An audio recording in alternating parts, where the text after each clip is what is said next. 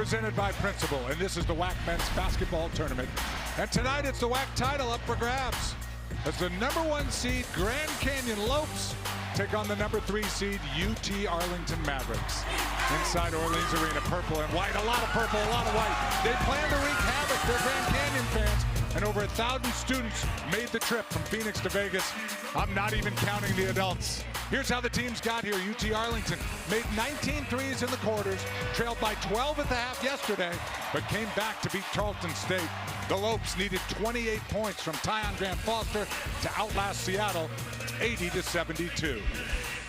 Hi everybody, Dave Feldman, former Central Florida standout Mike O'Donnell. Thanks for joining us. We're glad you're with us. Mike and I have seen this atmosphere before. We've seen it in Phoenix. We've seen the Havocs, but they're wreaking havoc in Vegas. It's going to be an electric atmosphere. WAC Vegas never disappoints. And oh, by the way, both teams 1 and 2 in scoring in the league. Electric on and off the court here tonight. Something else that won't disappoint, we're going to get to see 2 of the best guards in the league. And Makai Williams of UT Arlington was freshman of the year in the WAC, led all freshmen in scoring, had 3 20-point games, and you cannot leave out Tyon Grant Foster, the WAC player of the year, and for good reason. He is a legitimate first-round draft pick prospect. That's how good Tyon Grant Foster is, and you're going to see him tonight. Last night, UTA needed some heroics. They were down late. They came back and tied it. 12.4 seconds left. What are they going to do, Mike? Who's going to get it? I'm not sure who's going to shoot it, but I know who's going to make it. Brandon Talbot. You know how hard that shot is at that point in the game? Just seconds winding down to ball fake, side dribble step, and rip a 3 in crunch time. My goodness, you have to understand something about Arlington. They're the best three-point shooting team in the WAC. Something to watch out for. Talbot had 2 shots that went in. They were both threes. Both were huge late in that game. UT Arlington Mavs were picked to finish 8th in the conference. 8th. And now they're here in the championship game. And they're led by a coach who's done a lot of things. He's won 20 wins, the most by any first-year coach. I'm talking about KT Turner. Very excited to play Grand Canyon for the 3rd time. He said they were looking forward to it. The players said they were looking for a 3rd meeting. They lost the previous 2, but in both games, they led late, and Grand Canyon had to rally, Mike, to come back and beat the Mavericks. And in that most recent matchup with Grand Canyon, they didn't have Dejawan Gordon, who's one of their best scorers in the backcourt. These are the previous 2 meetings, December 2nd, January 27th. Mike was just referencing. Grand Canyon Lopes, with a win, would go to the NCAA tournament for the 3rd time in 4 years. The Mavs are looking to go for the first time since 2008. And back then, they were the Southland champs. We're underway in WAC Vegas. Grand Canyon in the white will get the first possession. That is Grant Foster, 7 with the ball. You will see him handle it a lot. First shot of the game by Grant Foster off. And Shamar Wilson clears it. Michael Williams, the rookie of the year out of the WAC you were talking about, handling the rock here. #2 for the Mavs. Dejawan Gordon, first team All-WAC, #3, will lead them in scoring. First 3 of the game is good. Aaron Cash. They're the hottest team in the WAC right now. 8 wins in a row, and that play was a great example of why. They do a good job of moving the basketball. They're #1 in the WAC in assists. There's always constant movement and crisp passing. Cash, the 7th oldest player in Division I basketball. He's 25. Gabe McLaughlin, first team All-WAC, but he lost it out of bounds. Ball will stay with the Lopes. McLaughlin is the X factor for Grand Canyon, as there's a good look at head coach Bryce Drew for Grand Canyon. All Bryce Drew does is win. 4th season. 2 of the last 3, they have gone to the NCAA tournament. Certainly a winning tradition he's established in Phoenix, and as Mike and I will comment throughout the game, one of the best atmospheres in sports. Shot clock violation. That's a rare miscue by Tyon Grant Foster of not knowing the shot clock was winding down. Those are the type of defensive performances in the half court that Arlington needs to do, especially with their backcourt. Arlington is undersized in this game, Dave. Their backcourt's great, but their front court is thin. Now a foul away from the ball. And they called on Colin Moore. So Moore picks up his first. Had some foul trouble earlier in the tournament, Mike, so he's got to sort of be careful about how eager. They want him to take risks. He's one of their best defensive players. Really, in the second half of the season for Grand Canyon, they have been getting off to some slow starts offensively. Here comes Moore.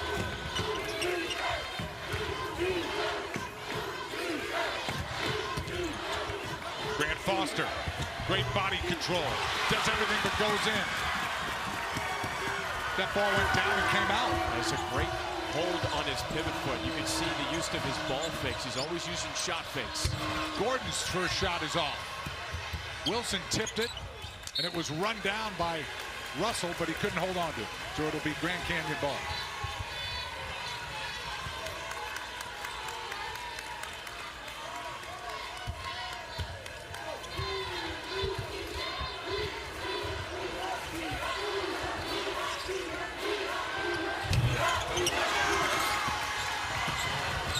Harrison's first shot off. More of a facilitator this year. Can be the offensive leader, but has deferred many times to Grant Foster. Think about the luxury that you have with Harrison. He could score 20, or he could still score 5 and still affect the game in a big way.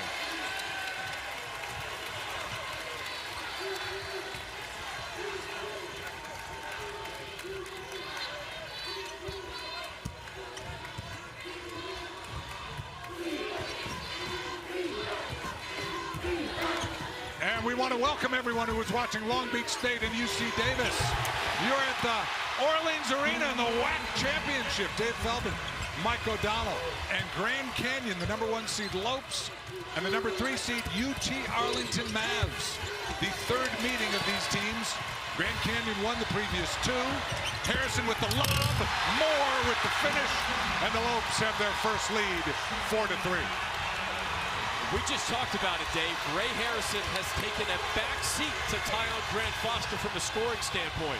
But his facilitating on the offensive end has been terrific all season long for the Lopes. If you're not familiar with the WAC, you're going to see a lot of purple here. Grand Canyon travels well. The best fans in the conference, as a travel is called on the big man, Shamar Wilson. You say that Grand Canyon has the best fans in the conference. I think Grand Canyon has some of the best fans in the country, period, regardless of conference.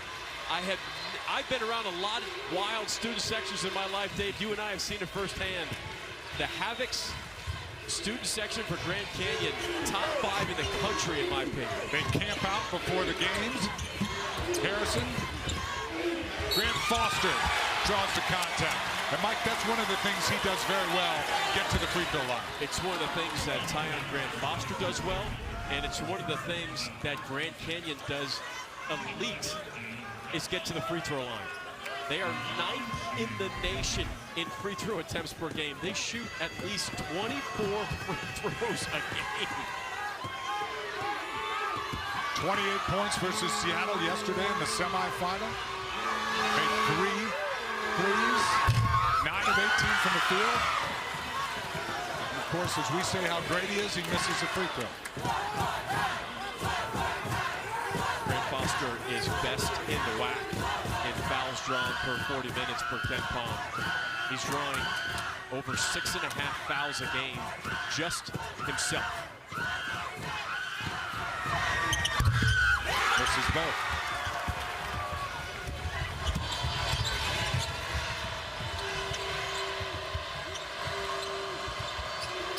Achille Vining in, #4, who will handle with Gordon. And an offensive foul on the Mavs. And that was Colin Moore selling that offensive foul. And you don't have to get steals to be a great defender. Colin Moore does get steals, but he does a lot more than that. All WAC defensive team honors just a few days ago for Colin Moore. Foul was called on Aaron Cash. Now Moore. Can't get it to go. Gordon clears it for the Mavericks. Wilson with the left and goes around Brennan and lays it in. That's something that Shamar Wilson does well, consistently, is he can finish with either hand around that rim, 1 to 2 feet from the rim. He's got excellent touch. Gabe McLaughlin off his first three.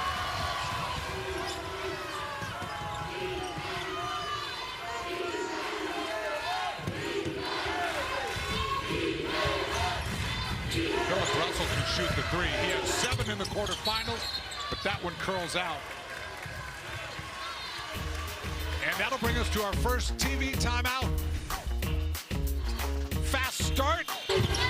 Iron maybe not friendly, but the pace is pretty fast. 5-4 early.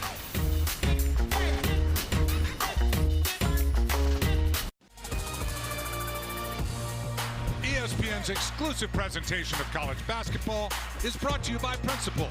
Let's build a retirement benefits plan that works for your team.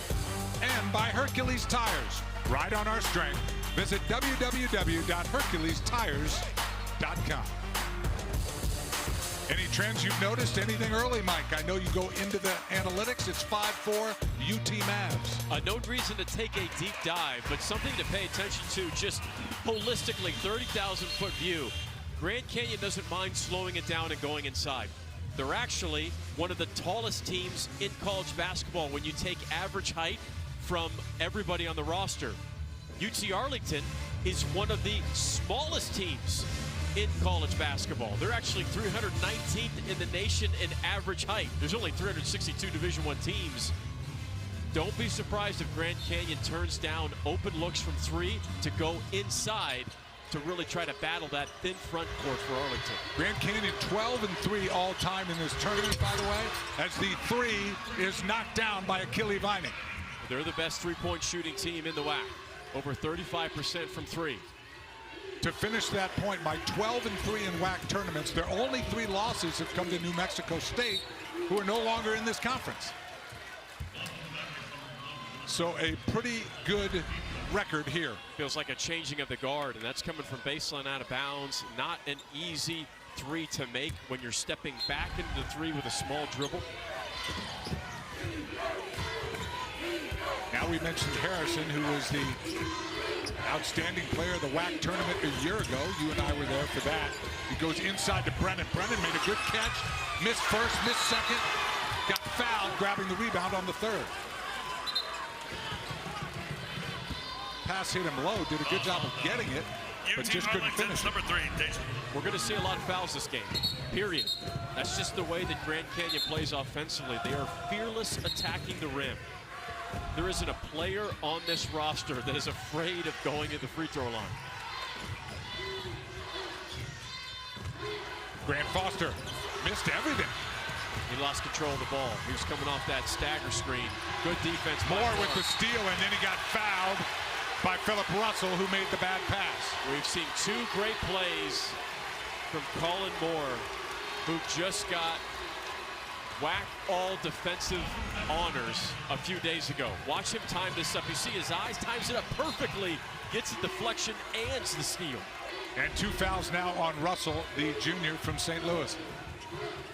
He's the engine. Philip Russell is the engine for the Mavericks. Harrison turns the corner.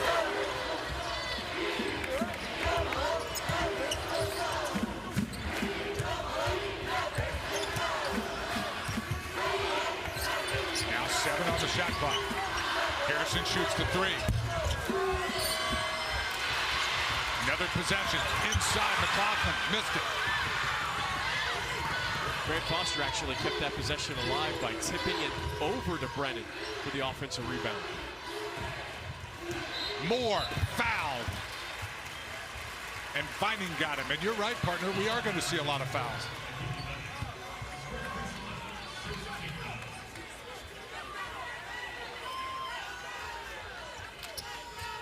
Is it because they're both so physical, Mike? Is that the reason? Well, the physicality has one thing to do with it, but also, in addition, they hunt for angles, right? For offensive rebounding angles, for driving angles. They're always hunting for those. Hey, a reminder, we'll cap off Champ Week Sunday with 2 more championship games on ESPN in the app. The SEC title game at 1 Eastern. Florida takes on Auburn. Then the final automatic tourney ticket will be punched by the winner of the American Championship game between Temple and UAB. By the way, Florida-Auburn will be the mentor and the mentee. Bruce Pearl against Todd Golden, who was an assistant for him. Florida Gators might become the scariest 6-7 seed in the NCAA tournament. I mean, the Gators are playing great basketball right now. Oh, McLaughlin pushed off, so is called for the offensive foul as he tried to wheel around in the free throw lane. First on Gabe McLaughlin.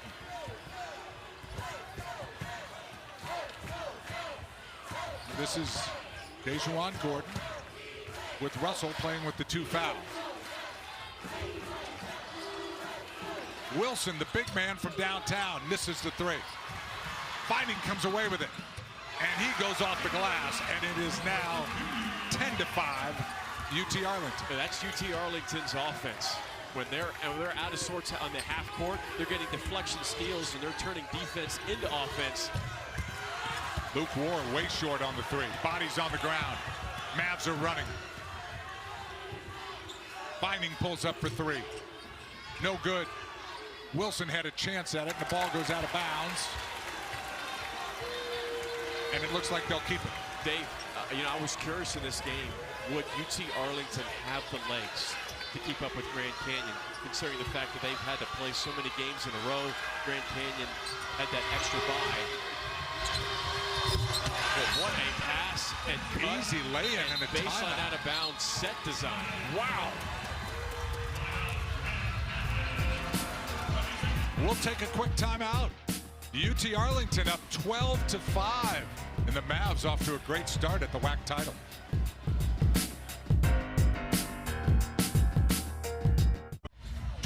Arlington on top of Grand Canyon. No field goals out of their last 7 for Grand Canyon, and an easy field goal here for UT Arlington. Watch Karoma come off. There's a fake screen, and then he slips it into the paint. Karoma has the opportunity to come off a stagger screen or ghost screen, and he ends up slipping it right down the middle. Those were 2 quick slip screens in a row. Sometimes that action's hard to guard on baseline of bounds. Defensively, you feel like you're in no man's land because you don't see the ball. This is not uncharted waters for Grand Canyon. Remember, they have trailed in both games in the previous encounters with the Mavs. In fact, they were down by 9 with 4 minutes left in their last meeting. Came back and won it. A lot of traffic for Grant Foster. What an extra pass. Luke Ward's open in the corner. He misses, gets his own rebound, and draws the foul. So a nice hustle by Luke Ward. You just said it, Dave. Hustle is the exact reason why Luke Ward has been getting more and more playing time.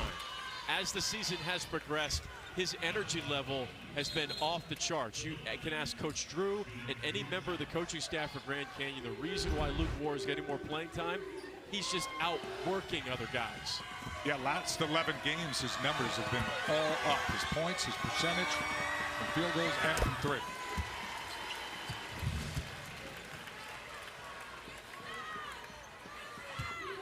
Grew up in North Omaha, Nebraska.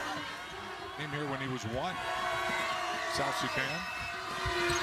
Of course, played for the Oregon Ducks before finding a home at Grand Canyon.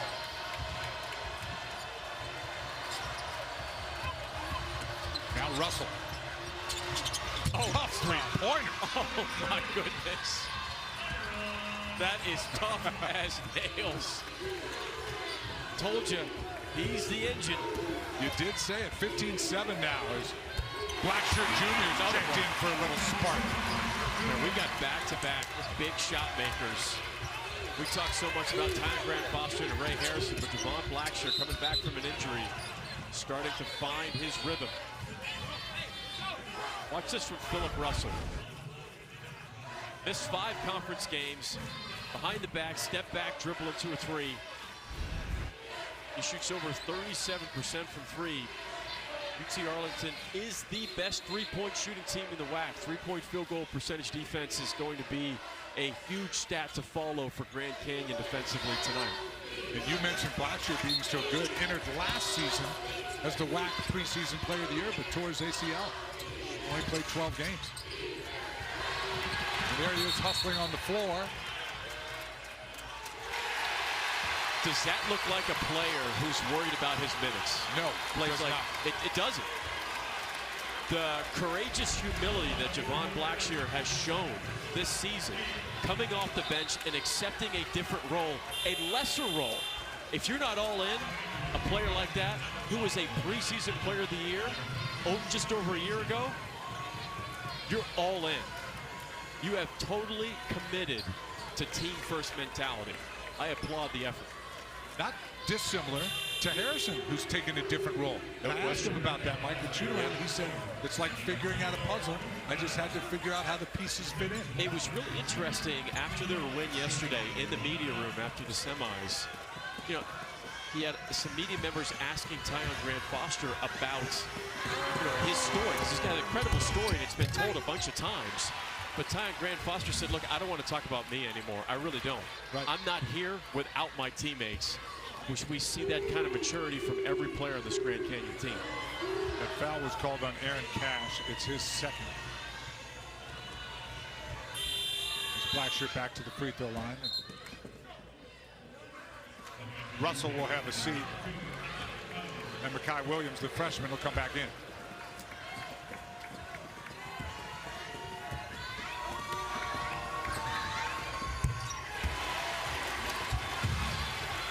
Also, Mike, we should point out the top two scoring teams in the conference, right? Absolutely. We thought we'd get a high-scoring game. We still might. Talbot's in. He's the one who hit two huge threes. Look at this including defense. The game winner. Look at this, Dave. Look at the feet. Look at the hands. Wow.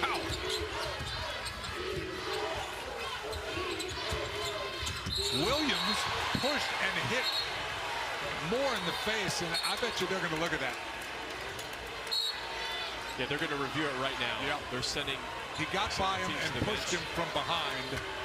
And I'm not sure it was intentional or not, but there absolutely was contact into the face. We're going to take a quick break, and we'll come back. It's 15-11. Mavs are leading Grand Canyon, and Colin Moore is still on the ground. We'll be back in a moment.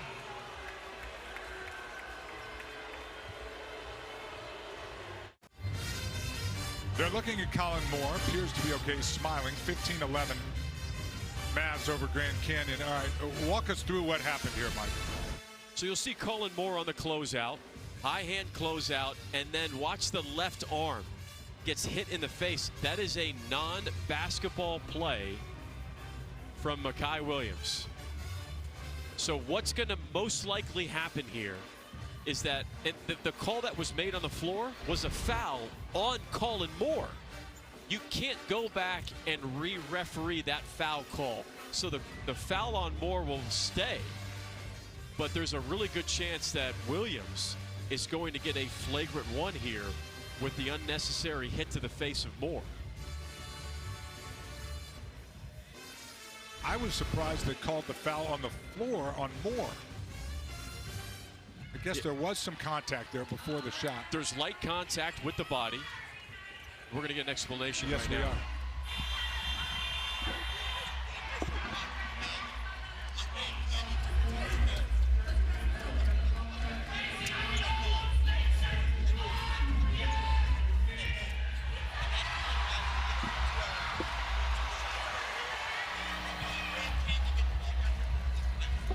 A dead ball technical foul. So the foul on Moore will stand, and Grand Canyon will shoot 2 free throws. Grand Canyon gets 2 free throws. The personal foul does stand for Colin Moore. That counts as a foul. However, Williams gets that technical foul for the dead ball technical. That also counts as a personal foul on Williams as well.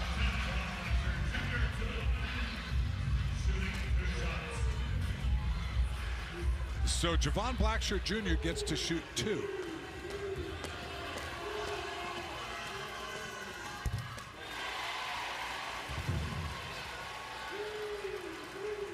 Grand Canyon has unquestionably built a home at the free throw line this season.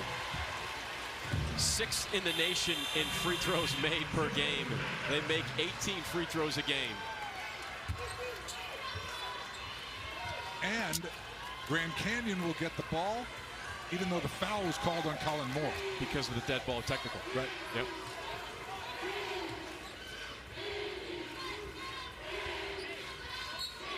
A lot going on in the first 9 minutes of this game. I'm on it though, Dave. I got your back, man. We're going to do it. I'm good for one a game. I'm going to help you out once. You're on your own the rest of the time. I may need you again. But defense guarding that zoom action. Nice pass into Brennan, who couldn't handle it. Ball goes out of bounds, and it'll stay with the Lopes. Brennan couldn't handle it because the help defense and the deflections from UT Arlington were there, and they're going to have to continue to be there. You can see the point of emphasis for Grand Canyon either driving at the rim or trying to look for post-ups going inside. The weak side help defense for the Mavericks, getting loose ball deflections, deterring those post-entry passes are going to be a huge key. Grant Foster, smooth. That's a pro jumper. That is a pro jump shot move from Grant Foster. A lot of the purple here starting to get a little louder within 2.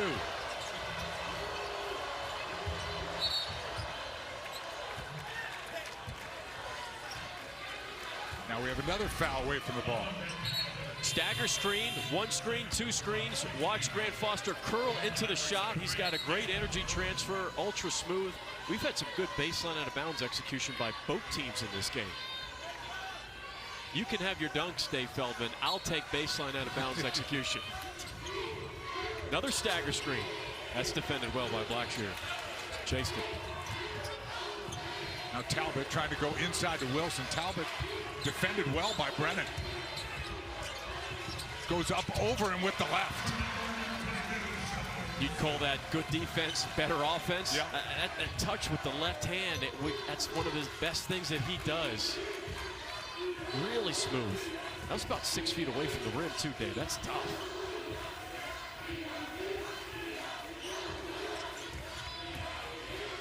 Harrison off the glass. Nice job of shielding the defender. Harrison actually created the contact first. That's a highly intelligent scorer. Harrison knows how to play, man.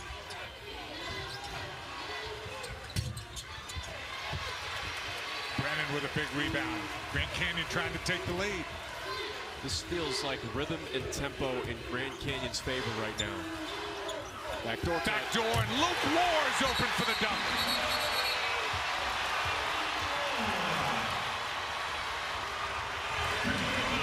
Technical foul on Luke Moore for hanging on the rim. I don't like that at all. I don't like that at all. Championship game of the WAC. It's not like he did anything after he hung on the rim. This is a great pass from Grant Foster. I mean, No, Dave, I agree. What are we doing? I agree. Was not excessive. It's not excessive at all. I completely disagree with that call.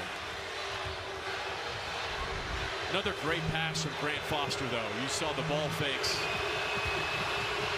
And Coach Bryce Drew is... Ball doesn't lie. So he said, you beat me to it. You're right on. We even got ball don't lie chants in the stands right now. They heard you, Dave.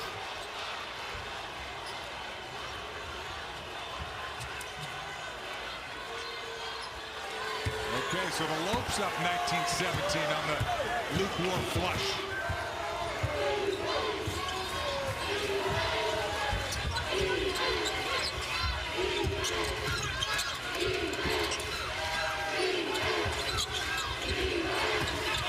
Gordon spinning inside, blocked by Ty and Grant Foster. Great defense. We've just seen Grant Foster hit a jumper. We've seen him distribute, and now we've seen him block a shot. The most underappreciated thing about Grant Foster's game is he has the ability to be an elite defender. Had 3 blocks last night to go along with 28 points in their win versus Seattle.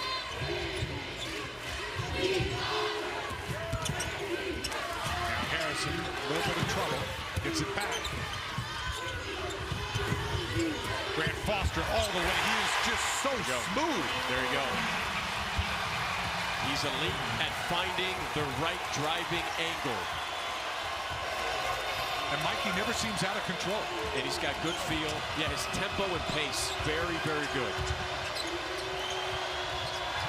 Feels like a critical juncture here early for UT Arlington. Talbot fades away and answers.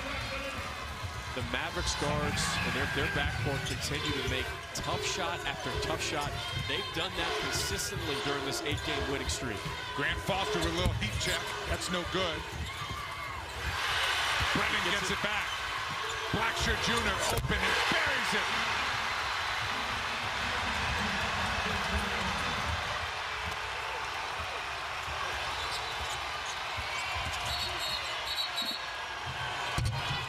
Wilson hit the deck.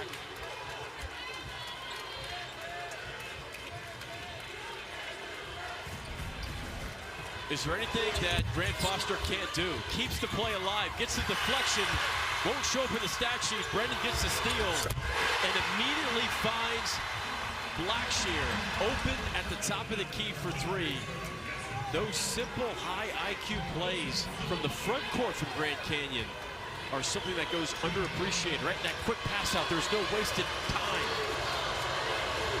Foul was called on Harrison. UTA in the bonus. Wilson's one-on-one way short, and Moore grabs it.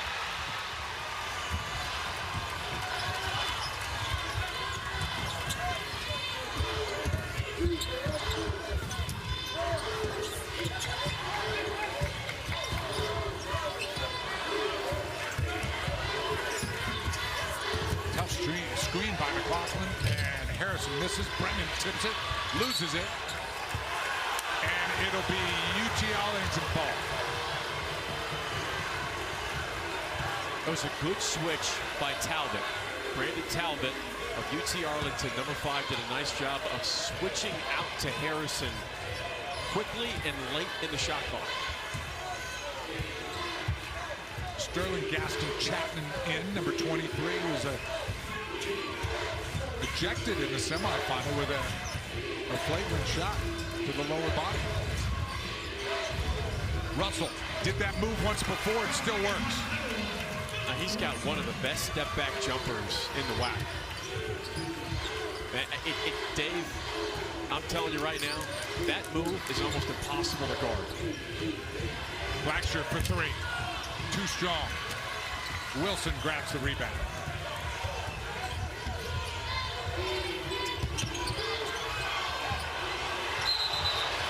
And a travel along the baseline by Gaston Chapman. We talk about Grant Foster, Mike, and just smooth is what comes to mind. Love watching players that can score, defer, and defend, and he does it all. Grant Foster's got Grand Canyon up 3.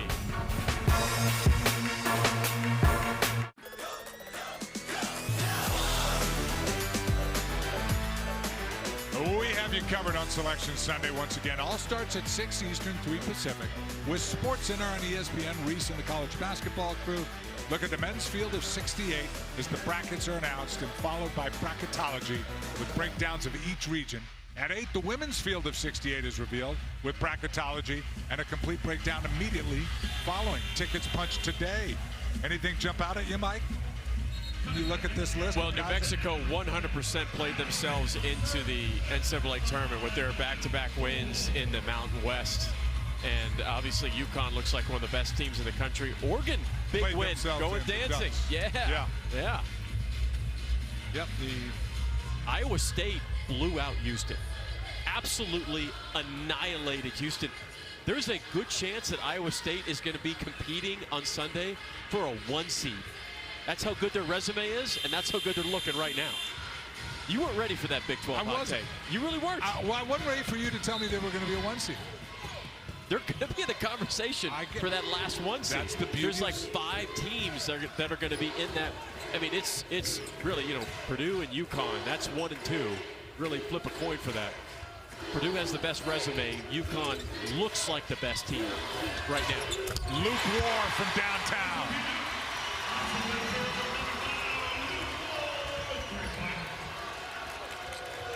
You mentioned why Luke Ward's getting a lot of minutes. He's showing why. He's got 7.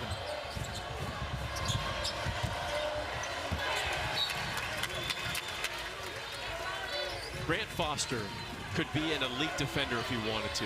I think that's the next evolution of his game. He's a good defender. Absolutely a good defender.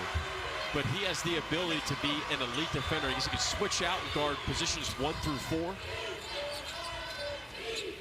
I think he's going to be making a lot of money one day, Dave. Offensively, as gifted as a guy as you've look seen at this in a while. From Russell. What was that? Went around everybody. That was Kyrie Irving-esque. That was filthy.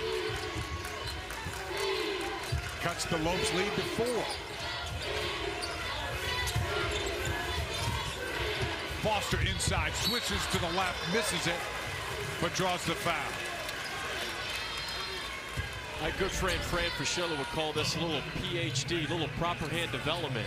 Look at this handle, that push cross at the end from going from left to right. Oh man, that's good. Change of speed. Good thing about Russell's game, Dave, is he's got rapid speed. Hard to guard players that can stop and go like that. Easy to guard players that are fast but only go 1 speed. Russell can go from 50 miles an hour to 100 to 70 in a blink of an eye. As a defender, you're just guessing. He became eligible mid-December after the ruling on multi-time transfers. And he scored 28 in his debut against Air Force. They didn't waste much time making an impression. Grant Foster misses both. He missed 3 games for injuries as well. I mean, this is UT Arlington is just now getting healthy at the perfect time.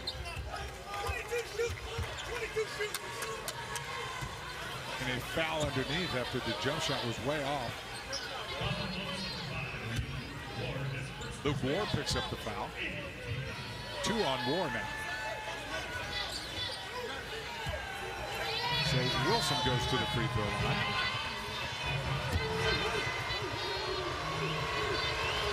Wilson's got 4 points. He missed his only free throw attempt. Now he gets one to drop. From Arizona, Phoenix College for a couple years, where he averaged 12 points and leads the WAC in blocks. He just had a monster season. All WAC second team, all WAC defensive team. You just mentioned he's the best shot blocker in the WAC. And oh, by the way, he's top 5 in the WAC in rebounds. Big time season for Wilson. And now another whistle.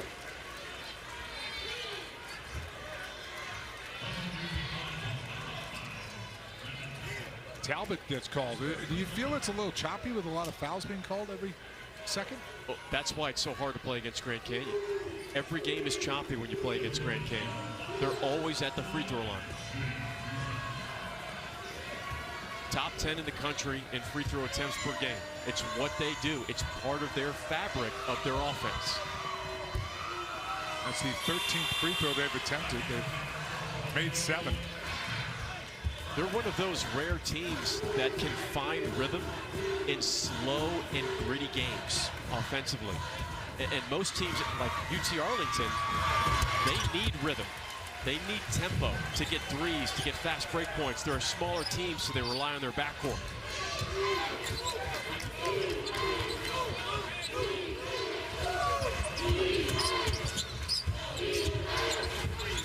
Boy, Russell's handle, I'm watching it closely now after what you diagrammed. It was good. They took the turnover pass, though. Yeah, he did.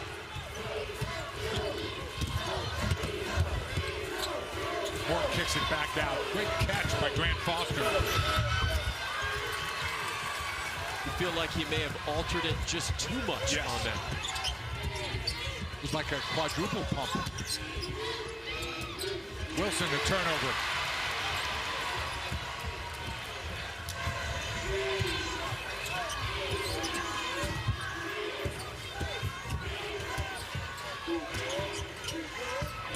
Pump fake by McCall. McLaughlin kicks it out.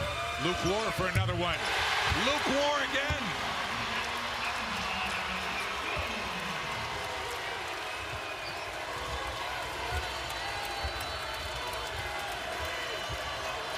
War in double digits with 10.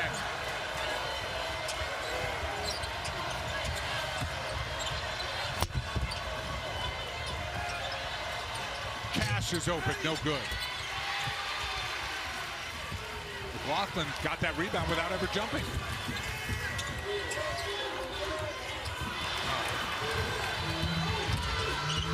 Gordon spins, lost it, and just turned it over. Thought he was going to get fouled, he didn't. I'm going to go on a very small and quick college basketball rant. I think we're Euro stepping too much. I think players are deferring to the Euro step instead of using it as a tool. And in transition especially, it's a good example from Gordon, who is a strong kid and a very intelligent scorer. He's got to go up sometimes. Go up to the rim, get to the free throw line, create the contact first. Don't avoid the contact. And I'll stop sounding like I'm in a rocking chair in front of Cracker Barrel right now. Done. End of rant. I think that's a well-said rant. Certainly was right in that case. He didn't need all those steps. Ward's got the hot hand. And he took an extra step, missed it. Brennan got it. Duke Brennan's been everywhere on the offensive glass.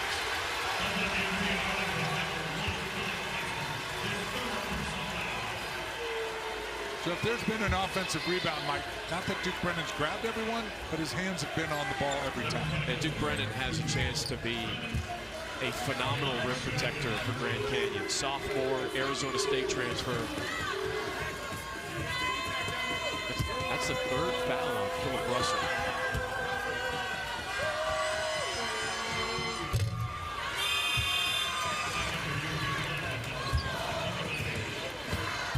And Russell takes a seat. Russell has 3. It is confirmed. We may not see with 4:10 left. Might be it for the half. Will Russell come back in the first half. The engine, the Mavericks offense.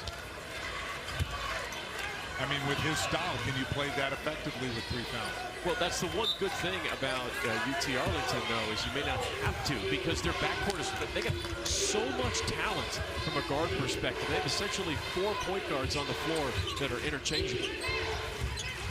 Kai Williams, the freshman, got too cute. Luke War picked it. How good has Luke War been in this game?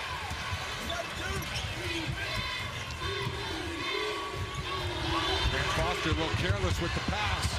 Kai Williams stole it, and then a double dribble. Choppy, to say the least, Mike O'Donnell. But the #1 seed Grand Canyon Lopes have the lead, 31-24 at the Orleans Arena in WAC Vegas. Back with more of the WAC championship game.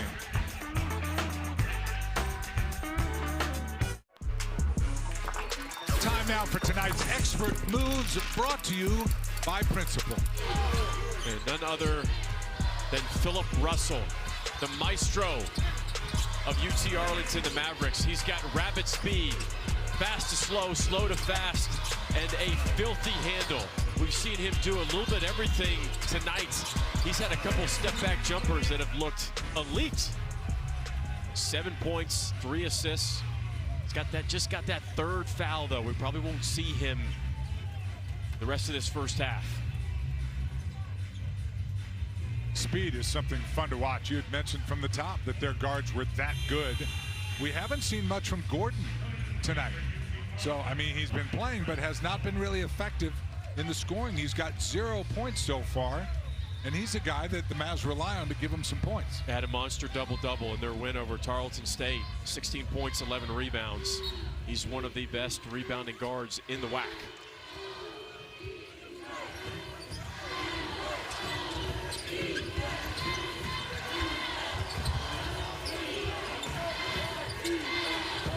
Now Grant Williams leaves it for Brennan. Harrison thought about it. Goes inside. off the glass, no good. Brennan tried to tip it. Cash gets the rebound for the Mavericks.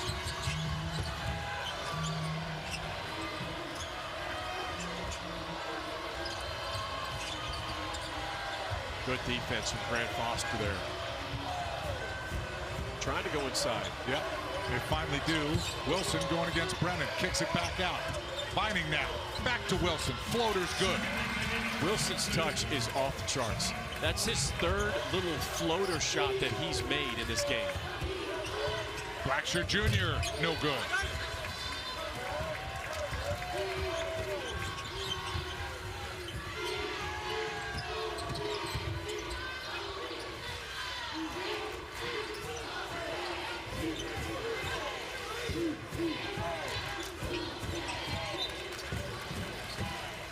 You're right.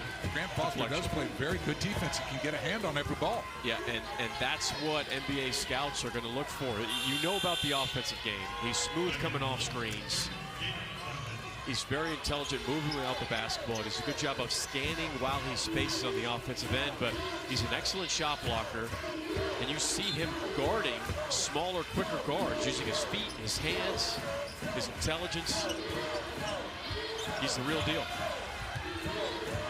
Binding elected not to use the screen. Now Wilson from way downtown.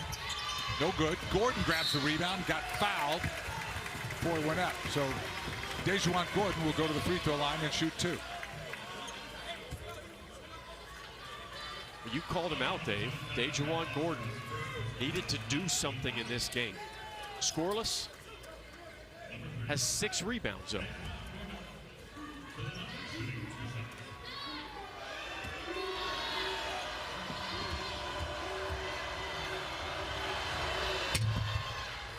Hey, a reminder, we'll cap off Champ Week Sunday with 2 more championship games on ESPN and the app. The SEC title game at 1 Eastern. Florida takes on Auburn. And then the final automatic tourney ticket will be punched by the winner of the American Championship game between Temple and UAB. About 11th place Temple making it to the championship game. Beating the Florida Atlantic Owls. I mean, that guarantees a 2-bid lead to the American Conference. Closing in on the 2-minute mark, first half. Harrison with the left. What a pass. That looked like a great pass. Throwing it ahead. But Coach Turner does not like it. He didn't agree with you. KT had a lot of body English with that pass. I'm going to take mine back because I don't want to disagree with KT Turner. I don't want to get in trouble. You shouldn't. He's won 20 games this year, the most ever in the first-year coaching program history. But his team has turned it over 16 times. Tough shot by Grant Foster. Gets his own rebound, and then a foul. And the foul will be called on Vining of the Mavs. Grant Foster knew that ball was off immediately and went to get it. Grant Foster's release is so high. He actually reminds me a lot of Joe Johnson, the way that he plays, where he'll come off pin downs. He keeps it simple with his dribble, and he's got a very high release on his jumper. A lot of Joe Johnson in Grant Foster's game. He's 0 for 4 from the free throw line today. Finally knocks one down.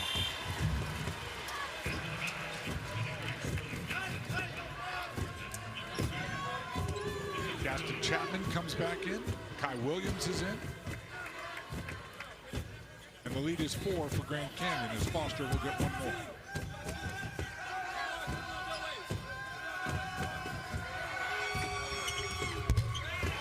So he makes a pair. The rare no-dribble free throw rhythm for Grant Foster. You don't see that very much. A little inside basketball talk for you there, Dave. I like it. Gaston Chapman kicks it out. Cash in the corner. No good. And Grant Foster high for the rebound.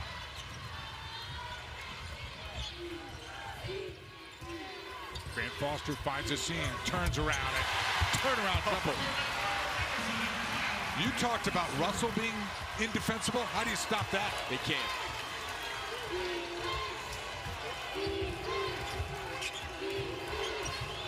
Makai Williams, the freshman counters. 45% from three for the freshman and the WAC Freshman of the Year. That is a big time and needed three for the Mavericks. The lead is 4. We're under 40 seconds. Blackshear looking for Brennan. Ball went out of bounds.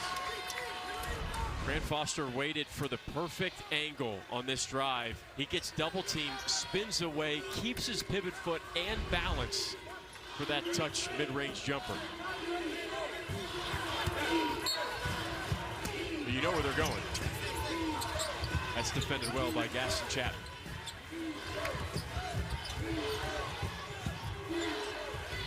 .13 on the shot clock. They can't wait for the final shot, and there's a foul on the floor, and Grand Canyon will once again go to the free throw line. Foul on Shamar Wilson, his second. Grand Canyon has already shot 17 free throws.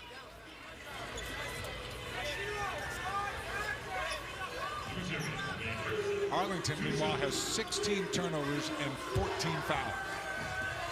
That's why Grand Canyon is winning this game. Grand Canyon has, this is their 18th free throw. Grand Canyon has 18 points off those 16 turnovers. Going to be a major point of conversation for Coach Turner at halftime, taking care of the basketball.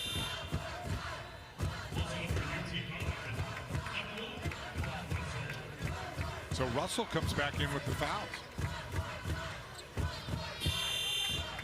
Well, you got 30 seconds left and you're going right to offense. You know, the odds of getting an offensive foul here are very low. Yep.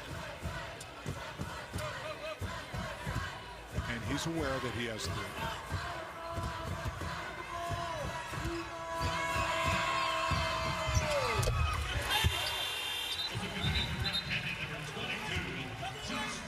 So Baker comes in for the final 30 seconds. Haven't seen him tonight. And Harrison sits down.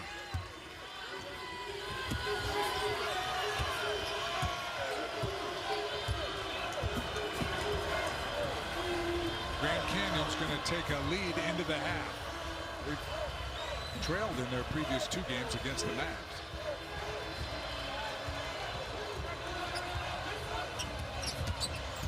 Freshman Kai Williams. McLaughlin came for the double, but not before Baker was called for the foul. Josh Baker called for the push. It was a set-designed ISO drive for Makai Williams. They had action on the left side of the floor that was decoy action. They ran fake decoy stagger action to get Williams a better driving angle. Like Williams that. hits the free throw, and it is now a 4-point game. How about the trust, right? Championship game of the WAC that Coach KT Turner has in his freshman. He calls his number.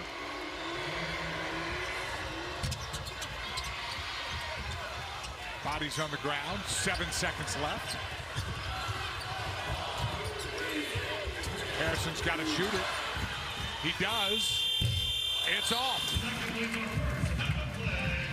So Grand Canyon, after a sloppy start, gets a lot of things done at the free throw line. Luke Ward, their leading scorer with 10 points. And Philip Russell with 3 fouls, the majority of that half. 7 points, making 3 of 4, and a dribbling display. 36-32, the halftime score. We'll take a break. On the other side, it'll be Zubin Mehenti, Tom Crean, and Josh Pastner with the halftime report. Mike and I'll be back after the half. 36-32, Grand Canyon leading UT Arlington. Mike, it's been a game of free throws and bench, and both those have been advantage for Grand Canyon. Big advantage for Grand Canyon. 19 points from the bench for Grand Canyon in the first half, and those 19 points came from 2 guys. Luke Ward and that man right there, Blackshear Jr. And they were the players for Grand Canyon that made all the threes. The 3 threes came from Luke Ward and Blackshear. Ward had a really nice first half. 10 points, hit a couple of threes. Blackshear getting it done as well. With in-conference tournament play, especially in the championship game, when your hamstrings hurt, when your back hurts, when you're sore, when you're tired, when you're exhausted. You've got to have players come from the bench and make plays to give yourself some rest. The 16 turnovers in the first half, the most and a half by UT Arlington this season, and they resulted in 18 Grand Canyon points. Grant Foster, by the way, only 2 of 6 from the free throw line, and the Lopes, a good free throw shooting team, only 11 of 19 for 58%. Underway in the second half. And Grant Foster with the steal, but he trips. He lost his footing. Ouch. They're called a foul.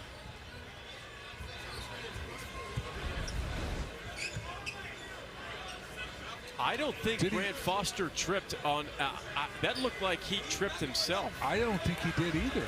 Yeah, no, he tripped over his foot. Yeah. Tripped over his own leg. Took a shot to the padding underneath the rim.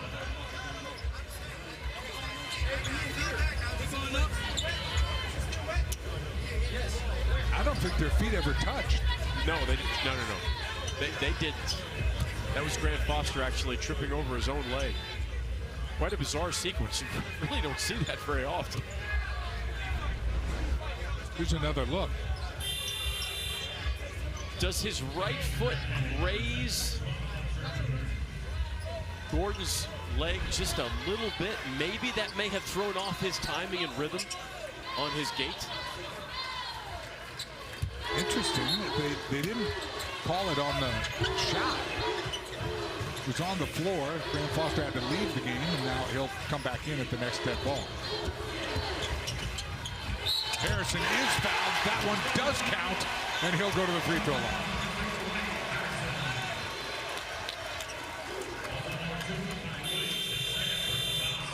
This is called putting the defender in jail or hostage situation. You see Harrison actually back into Makai Williams. Holds him in hostage situation briefly to time up that foul and jump shot. All those little things that Ray Harrison does on the offensive end make him one of the best scorers that we've seen the last couple of years in the WAC. Lopes up by 7 now.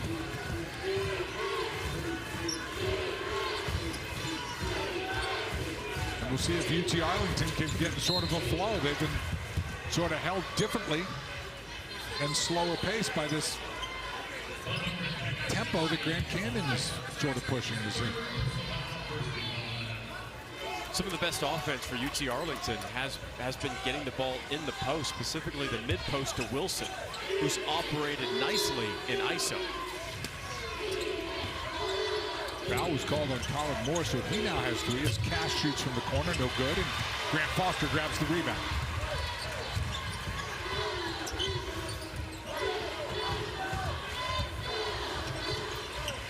McLaughlin from the corner.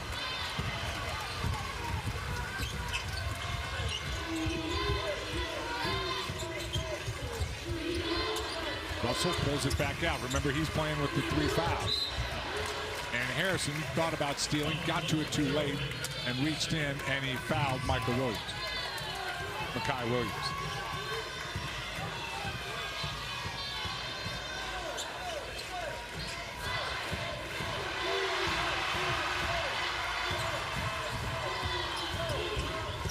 Wilson slips in, can't get it to go, gets his own rebound, blocked by Brennan. McLaughlin saves it. What a save by McLaughlin. Hits the deck, but now he's joining the party. Harrison, all kinds of contact. Good strip by Makai. Gordon the other way, he's tied up by McLaughlin. And a jump ball possession will go to Grand Canyon. Those are back-to-back glue guy plays for McLaughlin. Saves it from going out of bounds to a teammate, and then grabs 2 hands on the basketball to cause that transition jump ball. Harrison running down, looks for the contact and draws the foul. And you're right, Mike, he leans in and seeks it. All you young guards out there that are staying up late watching this game, hit before you get hit. trading contact first is going to give yourself an opportunity to get the foul call, especially if you go into the body. Anytime you watch just naturally a player that drives the ball into the body of a bigger defender, what does the bigger defender do? Kind of accordions himself over, and his hands end up going over the top. Little sports science there for you, Dave. I like the sports science always. It's one of the beauties of sitting to your left. Harrison makes the free throw. They have not been super efficient from the free throw line. 13 to 21 tonight. But he gets 2 to drop.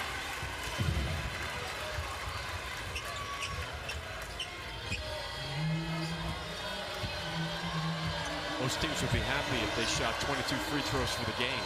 Yeah. Grand Canyon shot 22 free throws. There's 18 minutes left in the second half.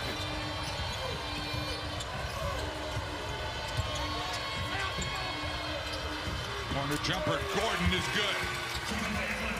And Mekhi Williams set that up beautifully. Waited, was patient, probed, found Gordon in the corner.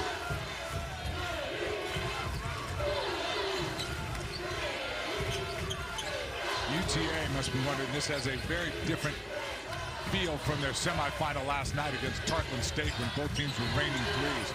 Or their quarterfinal when they had 19 against Stephen F. Austin.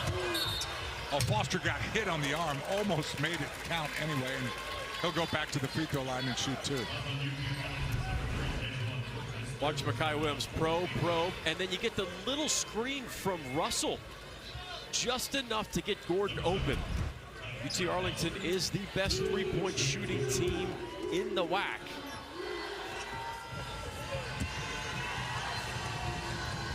Grant Foster's story has been well told.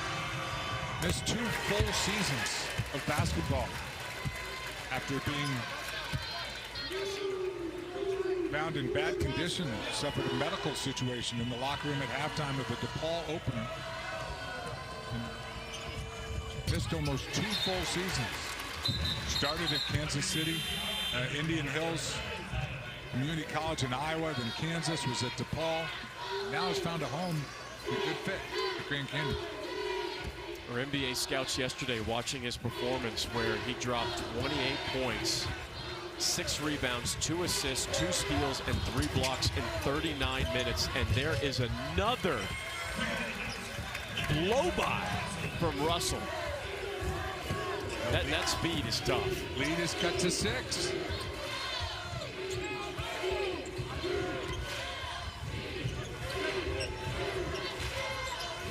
Brendan doesn't even look at that shot. Now he foul underneath.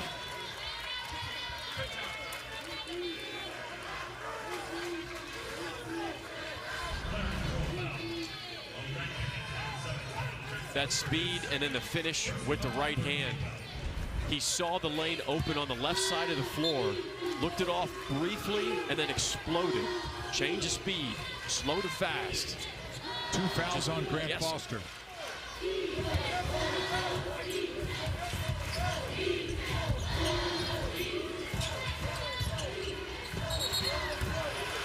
Cash stepped out of bounds.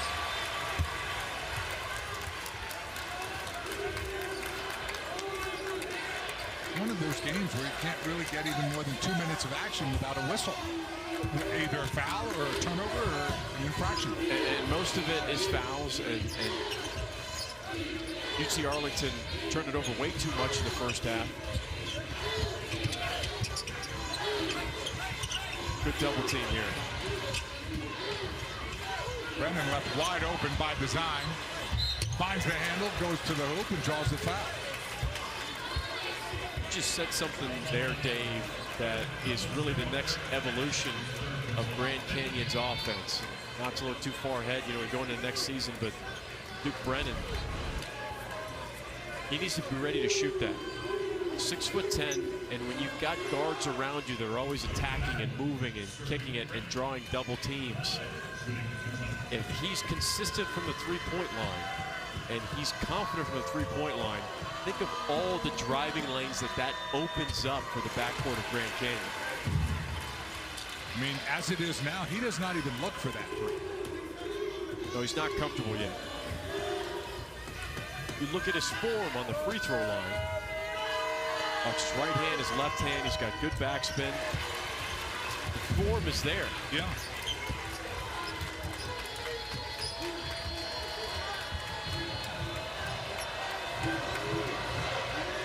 Big, strong kid. Dad also was a football player. Played tight end at Cal State Fullerton for the Titans.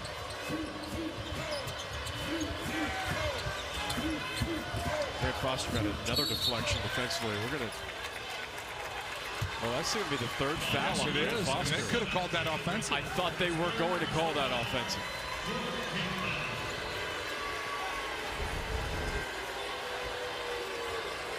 The drive for Williams.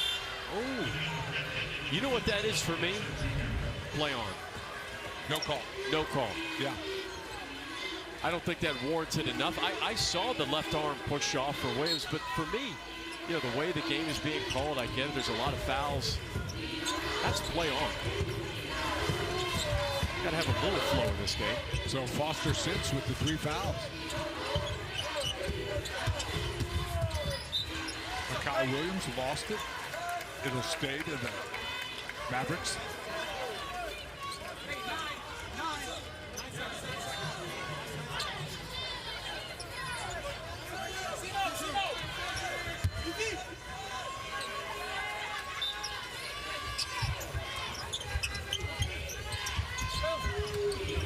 Inside, nice catch and a nice pass, and Cash deposits. Cash sealing his defender and holding position. Not an easy thing to do. Well done from Cash. Pretty nice of you, Dave, with the deposits. Yeah. Smooth. McLaughlin, only his second hoop of the night, but it's a big one. He's the X factor. Has been inconsistent the last 5 games for Grand Canyon.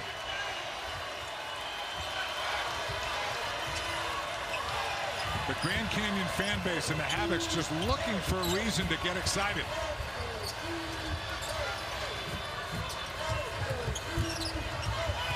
Cash lost his footing, got it back. Now they're going to Wilson. Goes right over Brennan, can't get it to go, and here comes Harrison. Out of control. Blackshear Jr. slows him down.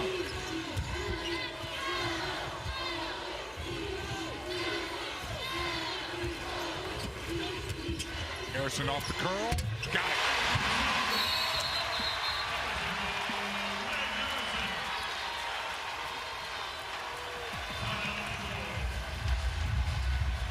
There's a timeout on the floor. And Grand Canyon on a little bit of a roll. They've opened up an 11-point lead, Mike. McLaughlin knocks down the 3. They've been waiting for him to get hot. Single pin down Harrison. He knows what to do with it.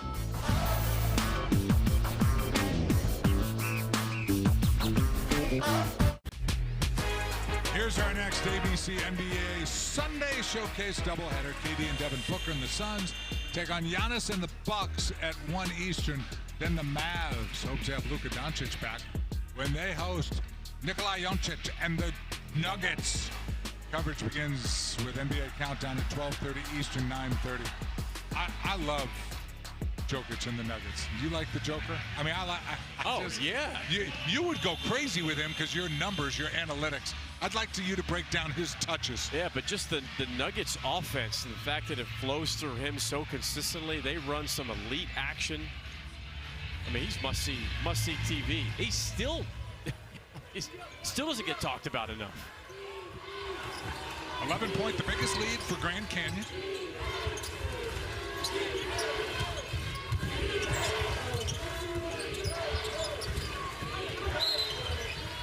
And yet another whistle. This one on Grand Canyon.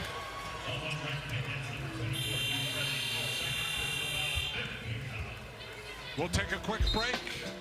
We'll come back. 50-39, Grand Canyon on top.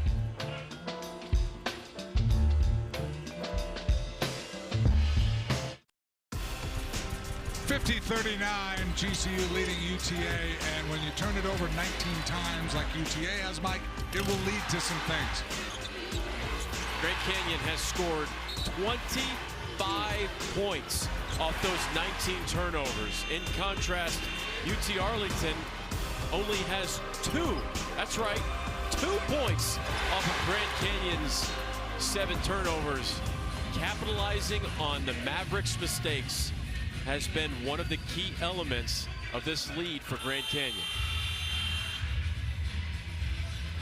Well, Grand Canyon held their last 5 regular season opponents under 40% shooting. And Arlington is shooting better than that, but they certainly have struggled offensively and had trouble getting to the rim. And there the alley-oop. Talbot was left alone and got fouled. A good inbound play by the Mavericks.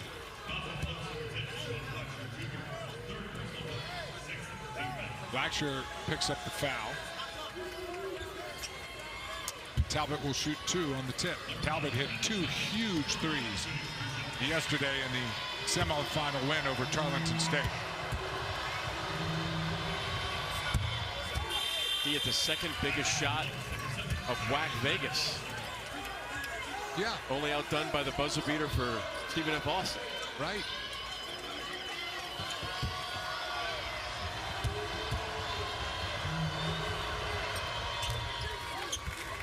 Talbot hits both. The lead is 9.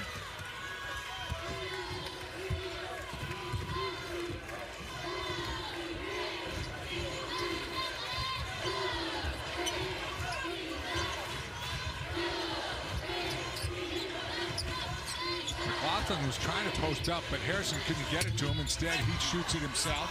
Gets an offensive rebound. No good. Ball tipped alive. Moore's back in. He's in there. Now he's wide open. Moore's off. Grant Foster can't get it to go. And it'll stay Grand Canyon. And to your point, Mike, and you brought it up before, and now I'm kind of focusing in on it. Grant Foster sometimes jumps so high and adjusts so much in air, sometimes it might be too much. It might be too much, but that was a fantastic job by Shamar Wilson of defending that play from Grant Foster up at the apex of the rim, jumping without fouling, keeping his hands straight up, straight down. Textbook post defense. Harrison turns it over. Here comes Russell back in, playing with the 3 fouls, and buries it. A dribble into 3 right off the turnover. Taste of their own medicine. Timeout Grand Canyon. He'll take your point off turnover stat, Mike O'Donnell. We'll take a quick break. Little momentum for UT Arlington. 50-44, 13:56 left.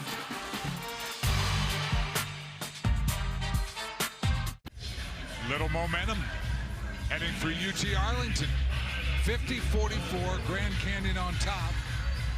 The Grand Canyon's missed their last 4 field goals, and Arlington's made 4 of their last 5. So a little momentum shifting.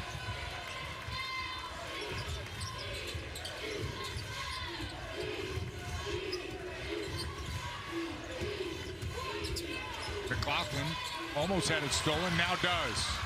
Here comes Gordon. He has it picked off. More the other way. Foster! Oh! Grant Foster with the finish.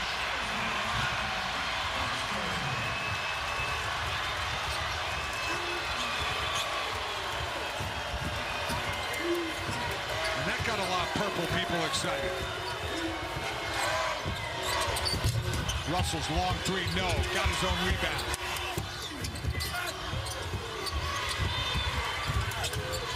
Third effort. Gordon left alone. He's off. And Harrison fouled on the rebound.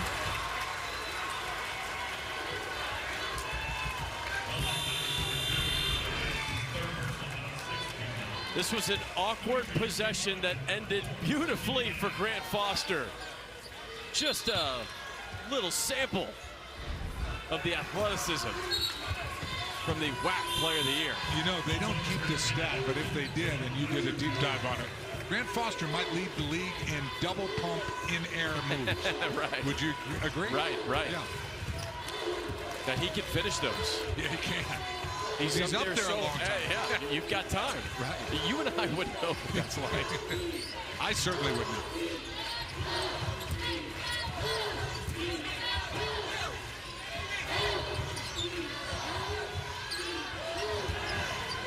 Grant Foster against the freshman. Got away with an offensive foul. And then the drive and draws the foul, and Grant Foster will go back to the free throw line. And the foul is called on Sterling Gaston Chapman. Grant Foster got away with a push-off. But it's only a foul if the whistle is blown. And it would have been his fourth.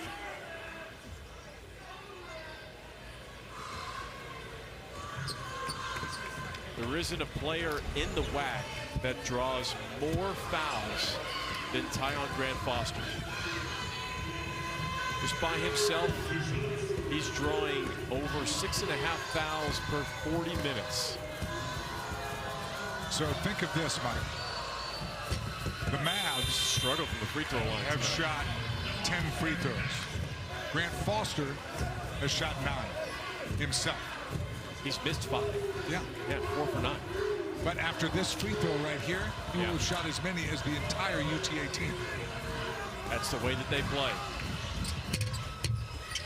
And now he's missed 6. And a foul underneath on Luke Ward. 2 on Ward, 17th foul.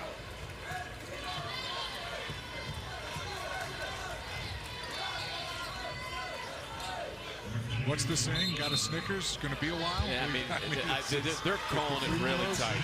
They're calling it really, really tight. This is a lot of whistles in this game.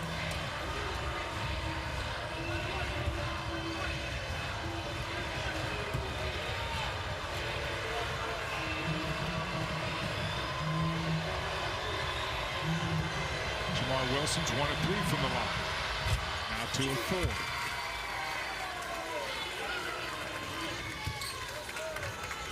And with all this shortage and stoppage and whistles and free throws and people coming off the bench and bench points, and UT Arlington right now well within striking distance. It's a 6-point game. The stoppage, you could make an argument, benefits UT Arlington more. Grand Canyon has the fresher legs. Luke Wall high off the glass. There's a high degree of difficulty. He's been really good. He's got 12.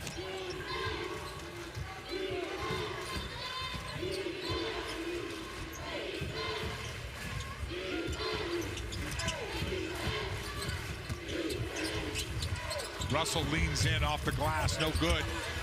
Cash, nice job cleaning up.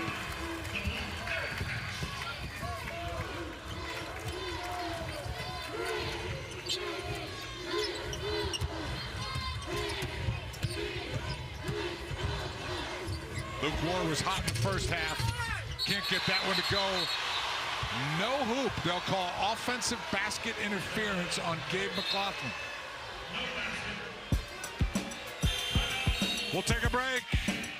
That hoop's no good. 54-48.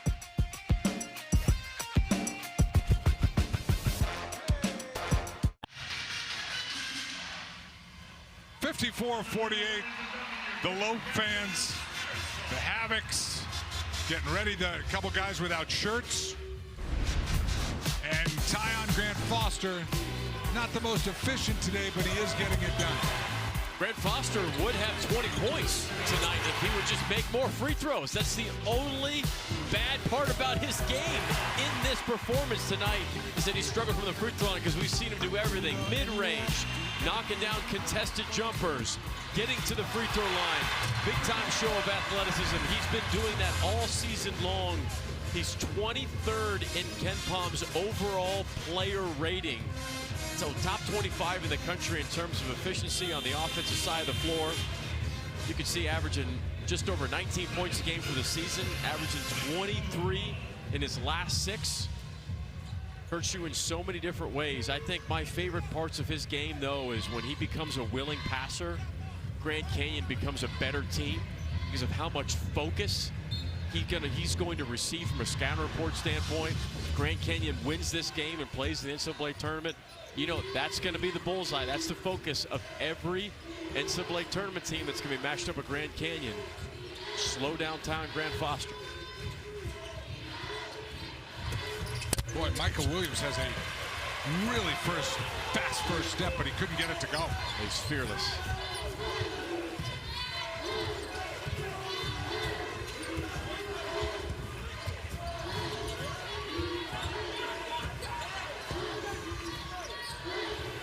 Grant Foster, 3 is good.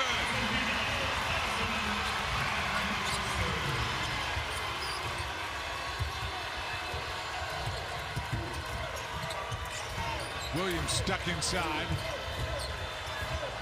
Russell tries to help him. Now Corona almost had it stolen, and they did. Another turnover forced by Blacksher Jr.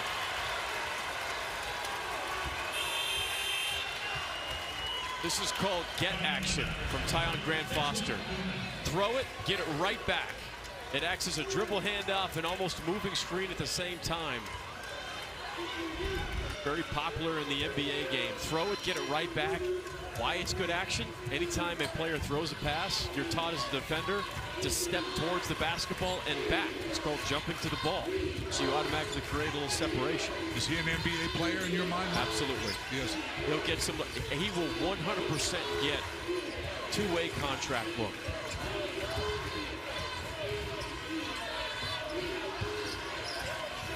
Laughlin inside. Luke Ward off.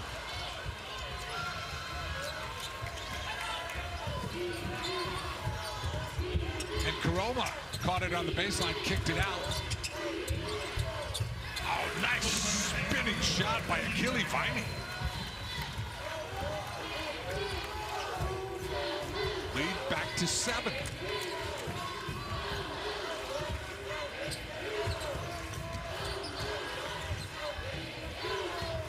If you're UT Arlington, you're looking for a kill. A kill is 3 stops in a row. Can they get 1 here?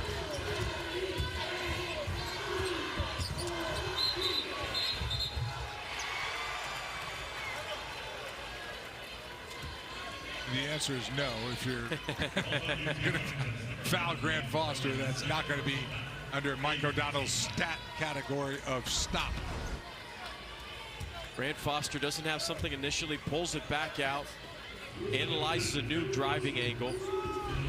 Pretty good at using the offhand and not getting called for it, right? I agree. I agree. If you're a team that draws a lot of fouls, and most of those fouls are drawn from driving action, right? It's not as if Grand Canyon is just throwing it into the post all the time. What doesn't get talked about enough is that means you've got great ball handlers. We talk about Tyon Grant Foster's scoring ability, but nobody's picking his pocket. The ball never gets deflected away from him. He's got a great handle on the ball as well. Missed his free throw, knew it, tried to run it down, but Karoma did a good job of hurting the basketball. Oh, Russell, great job splitting the defender. Gordon with a great pass fake and got it to drop.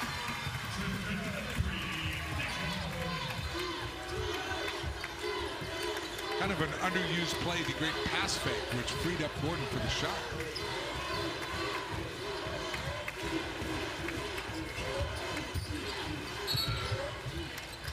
Harrison going right at Vining, and they call him for the foul.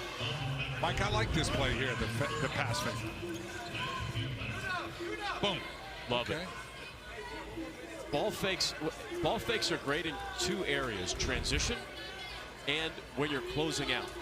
Because both in transition and a closeout, when you're trying to scramble, you always hear coaches talk about we have good scramble defense, we have to work on our scramble defense. Pass fakes are good because defensively you're trying to reorganize quickly. So you're susceptible to all kinds of different quick actions that you're just trying to anticipate for. And you end up guessing, which makes you hesitant. Right.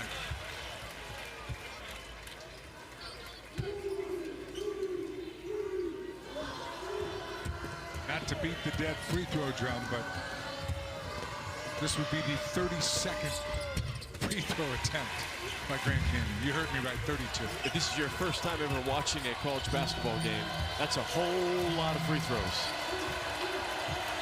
Well, you can compare it to 12 that UT Arlington has shot.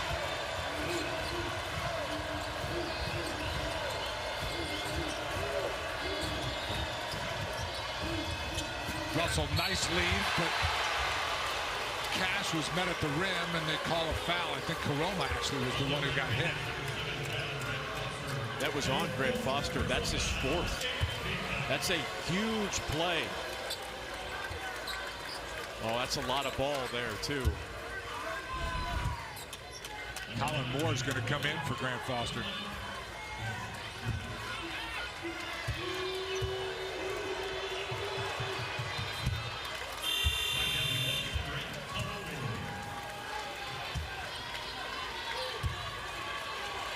Foster trying to get the crowd fired up.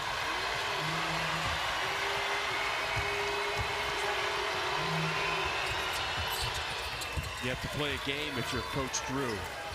Can you keep Grant Foster on the bench, keep this lead, and keep him on the bench until you get to the under 4 timeout? Is that when you bring him back under 4? That's kind of the thought process, just generally. Got the lead. If you're able to maintain this lead, you get to the under 4, you're in good position. Blackshirt Jr., huge three.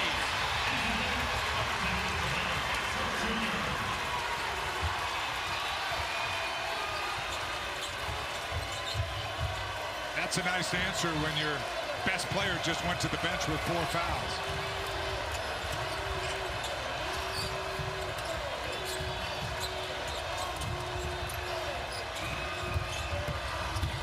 Gordon. Yeah, he pushed off, and that's what they called. Dejuan Gordon pushed off with the offhand along the baseline and called for the offensive foul. Blackshear got the fist pump and high five from his head coach, Bryce Drew, as he ran down the floor.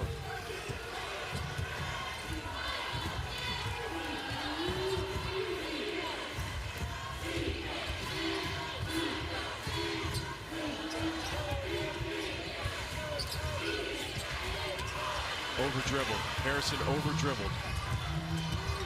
Oh, nice hezzy. Oh, beautiful pass and lead, and then Wilson got clobbered. You are right, Mike. Philip Russell's handle is elite. Man, oh, the speed, the hezzy, the handle, all of it. It's good to watch. We'll take a break. 63-54. Grand Canyon on top.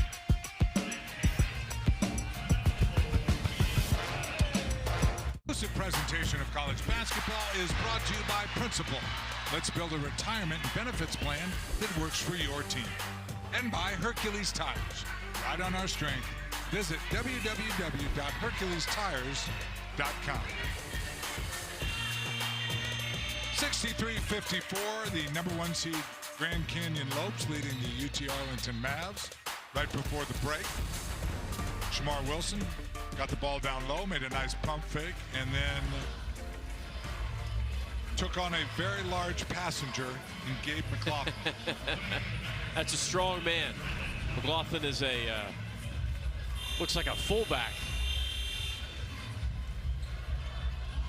I mean, he looks like he bench presses houses.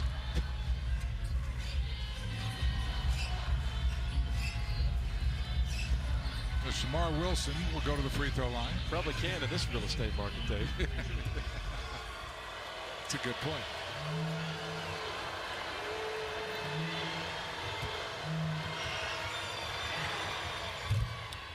A reminder, we'll cap off Champ Week Sunday with 2 more championship games on ESPN and the app. The SEC title game at 1 Eastern, Florida takes on Auburn.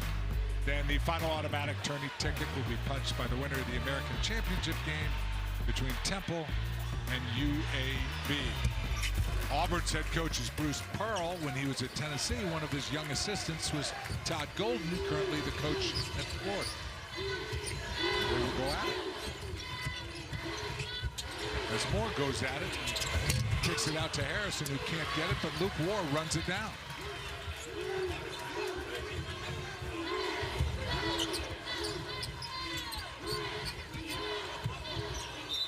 Luke Ward lost it, and it'll go to UT Arlington. That was solid defense by Corona. Moving his feet, cutting off War on the baseline.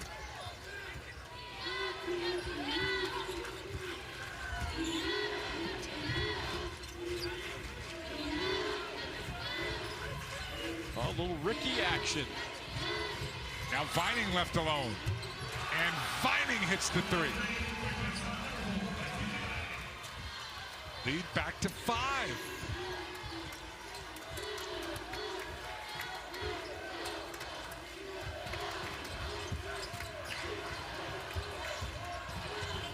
Harrison, all kinds of contact, no call, hoop is good.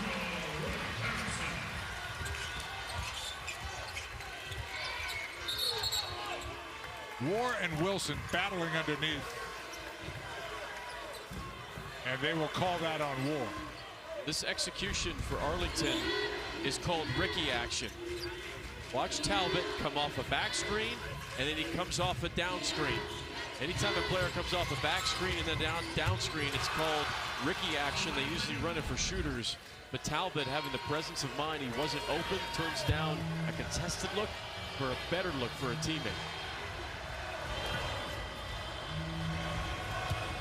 Wilson's in double digits now with 10, and now 11 as that free throw goes. 5 of 8 from the free throw line.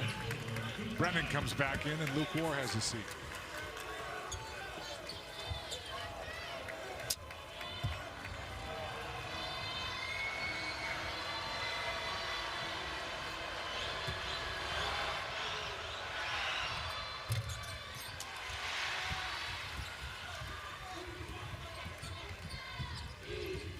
Six-point lead, 6 minutes and change left in regulation, the WAC championship game.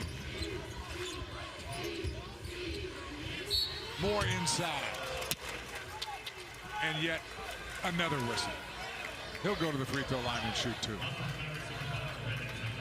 You have to wonder if the legs of UT Arlington are starting to give out. It's exhausting to go through this stretch to get to the championship game, especially with the seeding system in the WAC. By the way, Mike, you and I talked about this when we were having our pregame meal, which as usual, you ate much healthier than I did. Grand Canyon needs to win this if they were going to go to the tournament. They won't get an at-large bid, and you pointed out a couple specific losses that will probably keep them out of there. About halfway through the season, Grand Canyon was receiving votes in the top 25, and they had a legitimate resume for an at-large bid type season. But they ended up having 2 quad 3 losses against Tarleton State and Abilene Christian that really hurt their resume. And the addition to they only have 1 quad 1 win. Big one against San Diego State, though. Yeah, you and I were on the call for that. That's right. Blackshear pump fake, and it's good. Lead back up to 9.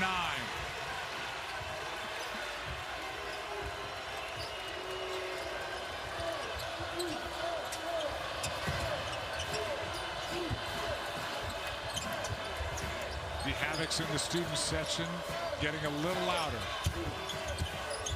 Wilson inside, misses with the left. A foul is called on Duke Brennan.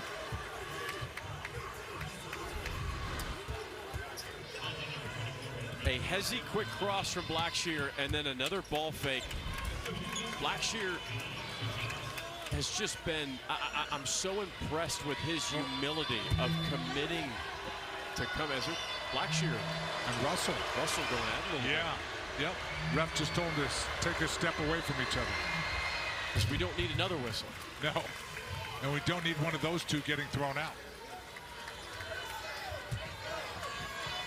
Blackshear, 14 points, 3 assists tonight.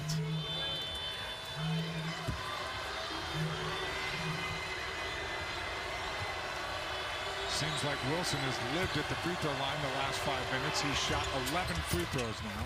He's made 7.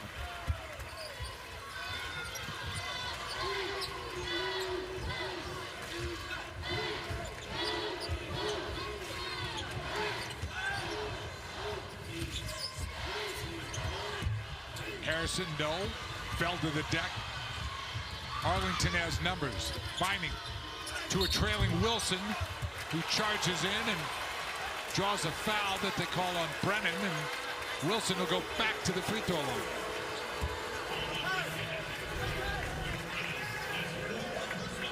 That's 4 on Brennan. Brennan was late and looked like he was inside the restricted circle as well. So you agree with it? I do. Shoulders returned, moving backwards. Mike, Grant Foster's going to come back in before this 4-minute timeout. He's going to come in right now.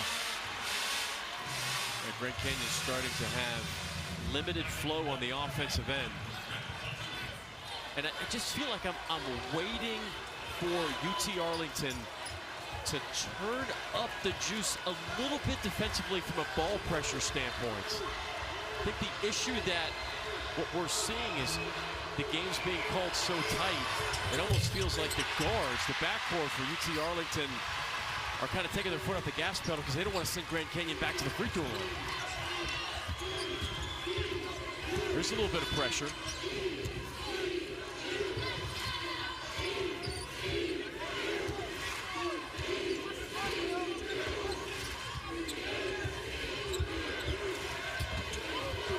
Harrison pushing Brennan out of the way. Now 3 on the clock. McLaughlin's going to have to shoot. He does. And air balls for a shot clock violation. Not the best sequence for Grand Canyon. But that was the best sequence defensively for the Mavericks. That was good ball pressure. They switched at the top of the key. They forced a late shot clock shot for Grand Canyon. That's 1, Dave. You're looking for 3 in a row. That counts as a kill. And that's what UT Arlington's going to chart. Those consecutive stops can give you so much rhythm on the offensive end. Well, Grant Foster just jumps over everybody. I know, you and I both saw that at the same time and looked at each other. Remember, Grant Foster playing with the 4 fouls. Harrison for 3.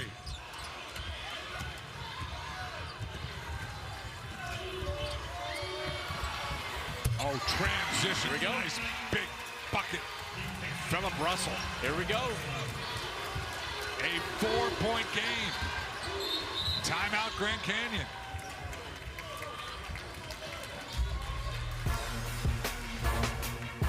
So Philip Russell, he's playing with some foul situations too. He's got 3 fouls and 3 from there.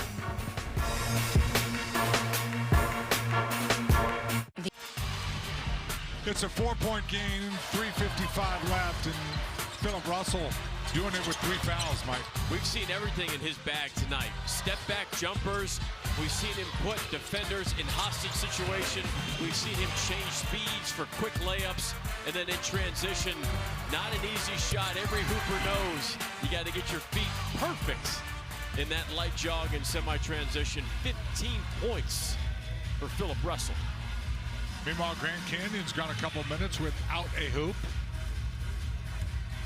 But they do have Grant Foster back. He is playing with 4 fouls. Luke War still on the court. He had a very good first half. Has been much cooler here on the second half. And some questionable shot decisions for Grand Canyon these last 2 minutes have allowed UT Arlington to find a little bit of rhythm and climb back into this thing. 2-possession game here. You expect nothing less in WAC Vegas.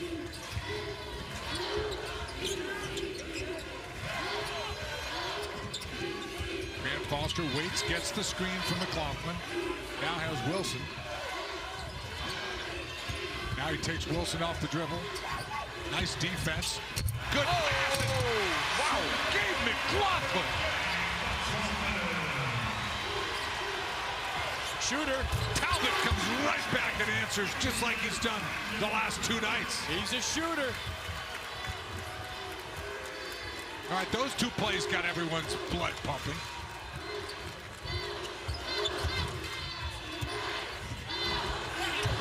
Harrison. Another whistle. Draws the foul. And Ray Harrison will go to the free throw line.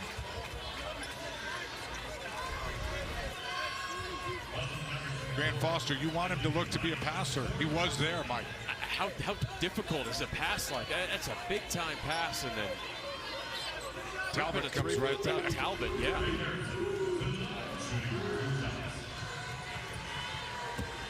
As a team, Grand Canyon is about to shoot their 35th and 36th free throw.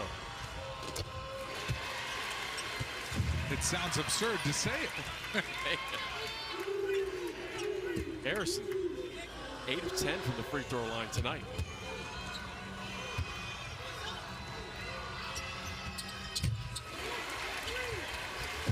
If Grant Foster made his free throws, this wouldn't be a game. The lead is 5, 3 minutes to go.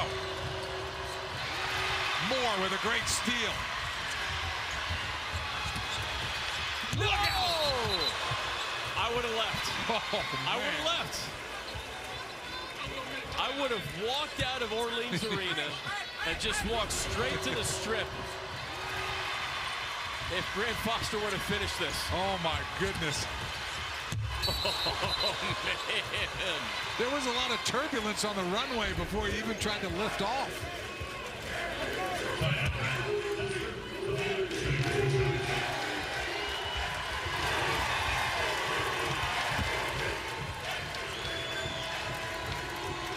So tie on Grant Foster, who's got 16 points and is now 6 of 13 from the free throw line. You know you're a confident scorer when you don't have to take any dribbles to manufacture rhythm at the free throw line. Yes. You don't see that a lot.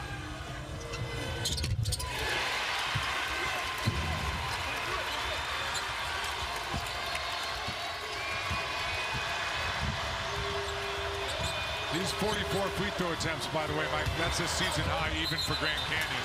And a travel on Makai Williams. That's the 24th turnover for the Mavericks. Karoma in, Makai Williams out.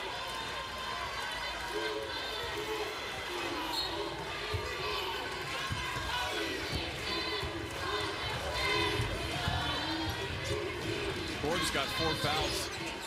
And he's guarding Grant Foster right now. That's who I'd go to. They also have a mismatch. McLaughlin was left alone for a minute. Moore drives, got too far under the hoop. And I think they just say the ball went out of bounds under the basket.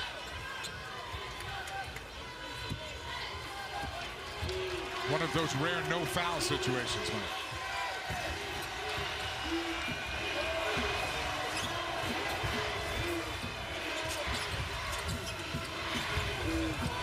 Russell left alone for 3. Grant Foster jumps over a building to get the rebound. All the way down, and Moore with the easy dunk. But they'll wave that off. There was a foul on the floor before the pass. Called a blocking foul on Philip Russell because Grant Foster was a freight train. Man, that should have been a charge. That should have been a charge. He's above the restricted circle. Russell was there. Feet were set. Looked like he took it in the chest. They happen so fast. It's a bang-bang play.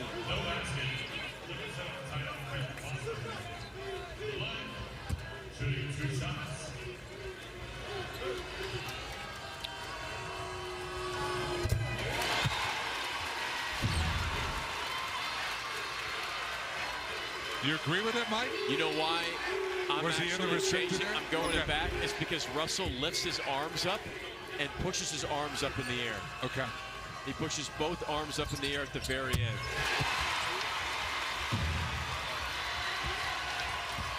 Grant Foster slowly becoming a better free throw shooter at the end of this evening. 76-67. 2 minutes to go. Talbot. 3, way short. Grant Foster the rebound. Bad pass up ahead to Ward, tip, but somehow Harrison got it. And Harrison with an easy 2. And timeout, UT Arlington.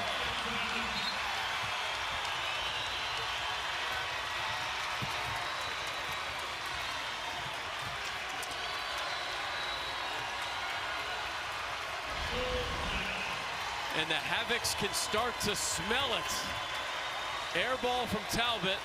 This was a bad pass that somehow Harrison came up with it. Used a ball fake. Good touch around the rim. 19 points for Harrison. Grand Canyon holds on, Mike. They will go to the tournament and be WAC champs for the third time in 4 years. We saw them go last year. This would be back-to-back trips. Where you're in a tough place if you're UT Arlington is you're in so much foul trouble. Russell has 4 fouls. Gordon has 4 fouls. Wilson has 4 fouls. And Vining has 4 fouls. Russell, Gordon, and Wilson are 3 of your best offensive weapons.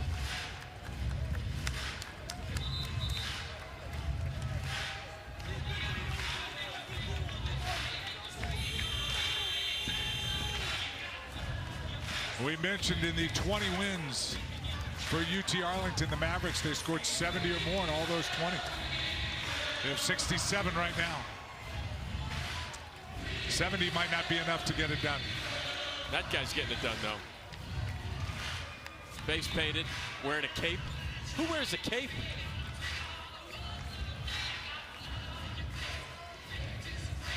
He can sing, too.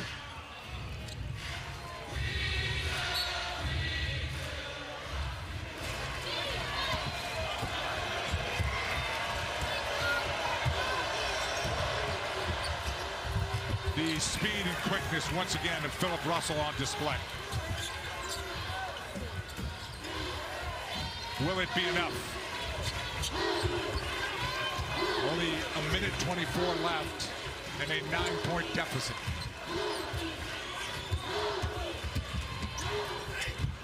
Harrison has it knocked out of bounds. Grand Canyon keeps the ball. And if you're UT Arlington, you're trying to make something happen. You're switching everything. You're switching dribble handoffs. You're switching ball screens. You're switching any type of screening action, period.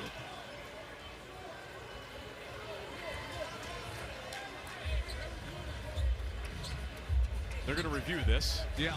Under 2 minutes, you can review. Previous play is under review. Questionable out-of-bounds plays. So we'll take another look at it as well.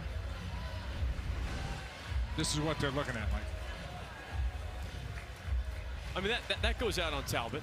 I think so. Yeah. Talbot's right arm hits the ball out of bounds. I mean, they're going to try to argue maybe they rolled it off Harrison's hand, but yeah. I don't think so. But it's got to be indisputable. Right.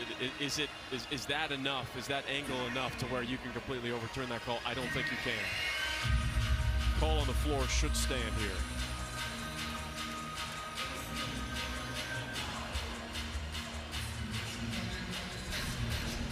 One more look at it. There's another angle. I don't think that's clear enough to turn it over. It's not. Yeah, I agree with you.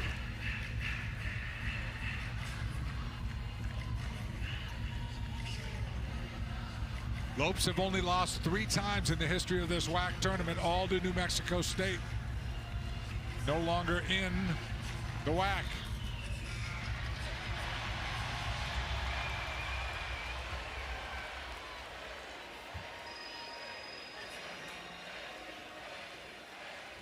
Now we are at the point of where, can I go back to my Cracker Barrel moment?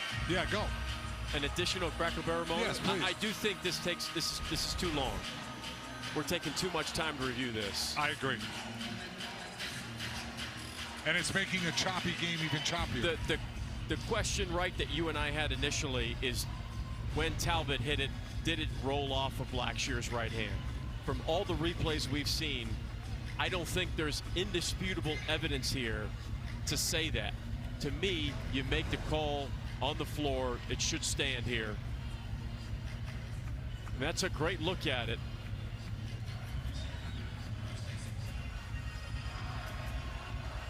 But more importantly, you shouldn't take this long to make that call. I agree. I agree with your soapbox.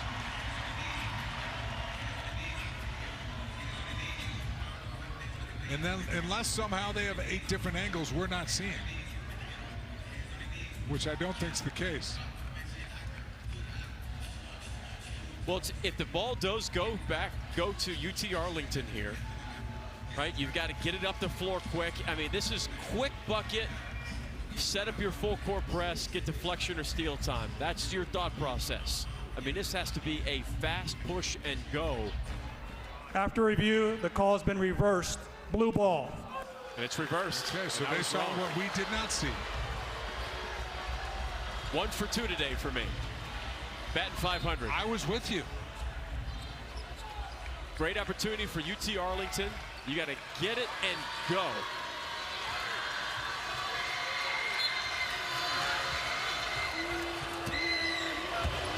I just wouldn't be jogging up the court here. I mean, you got to get right into your action. They're trying to get Talbot.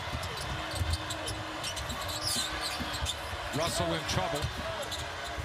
Now he'll shoot the 3. And he got it. 1 minute to go. Russell hits the 3. Another stoppage. So the lead's cut to 4. They take full advantage of the reversal of the baseline out of bounds play. And Mike, I don't know if they're stopping to see if it was a 3. No one called a timeout. Yeah, that wasn't the issue. He was 8 feet behind the line. I'm not sure why they stopped play. Because no one called the timeout. Maybe to check the clock. Maybe they're checking the clock. They were checking to make sure the time was right. Got a little upset there, Dave. I was letting you run. I was letting you riff. I was letting you go. I'll calm down. I'm sorry.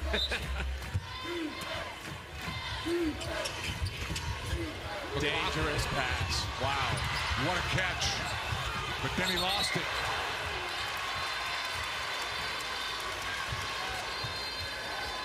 And it looks like Grand Canyon will keep it.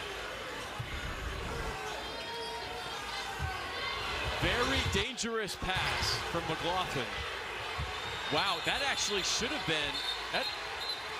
They're going to review that because Grant Foster's left hand was out of bounds when he touched the basketball. And KT Turner was on the court saying, review that. Wisely. Right. Wisely. And adamantly. Previous play is under review. Watch, Mike, here's a look. Watch Grant Foster's left hand. So he doesn't have full possession of the basketball. Left hand right there, and does he dribble it right there? It's kind of hard to tell from that angle. But if he dribbled it with that left hand out of bounds. He didn't have full possession, correct. That play is going to get reversed. Should get reversed. I don't want to make any more predictions anymore. But Grant Foster's hand was absolutely on the sideline out of bounds when it looked like he touched the ball and tried to get an extra dribble with his right hand.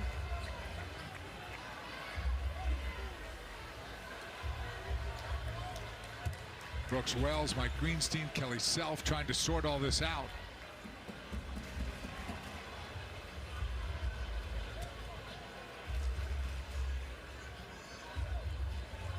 KT Turner saw what you saw. He was adamant about review that.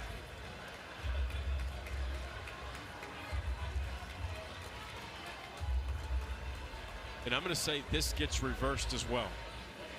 And UT Arlington ball. Correct.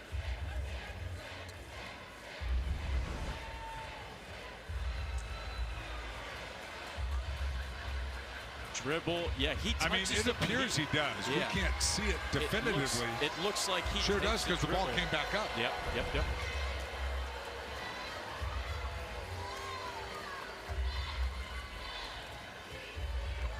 After review, the call has been reversed. It's blue ball. We'll reset the clock to 58.2. You got that one right? 2 for 1, 2 for 3. 2 for 3 tonight. And that's the correct call. more life. You've always got second life in March. It's just the way it works out.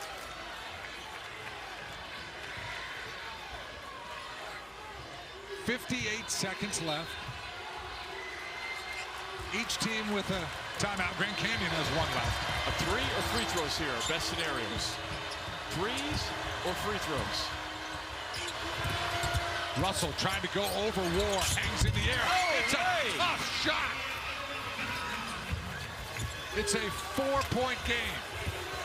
40 seconds to go.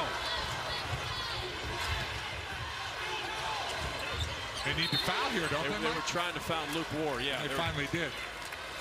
Hard to hear the whistle. You have to be careful in those scenarios if you're Karoma, because Ward didn't have the ball. You can see Russell behind the back. This is just an impossible mid-range jumper. Ward was draped all over it. You were saying you have to be careful there. Luke Ward didn't have the basketball when the foul was made on him. And you have to be careful to make sure you're making a play in the basketball, because now the way the game's being called and how the refs want to call the game, it could be called as an intentional foul if you don't have the ball. That means free throws and Grand Canyon gets the ball back.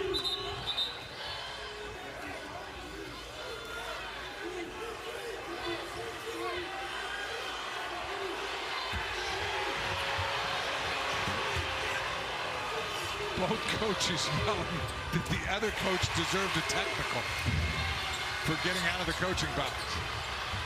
80-74, 30 seconds left. Russell, another long three this time. Grant Foster high above for the rebound, and he gets fouled.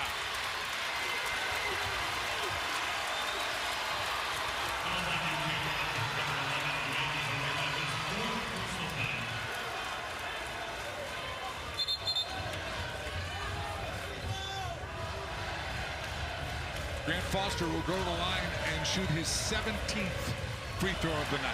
20 points tonight, and they have been hard to come by, Dave. That's a hard-earned 20 for Tyon Grant Foster, the WAC Player of the Year.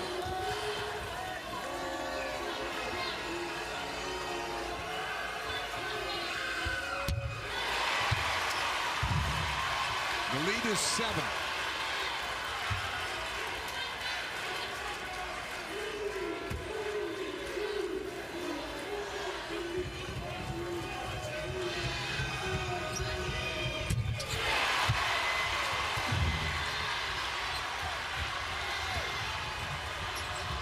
No time to spare here. And they turn it over. And War is fouled in the back by Wilson. And now the Grand Canyon fans are starting to feel it with 16 seconds left.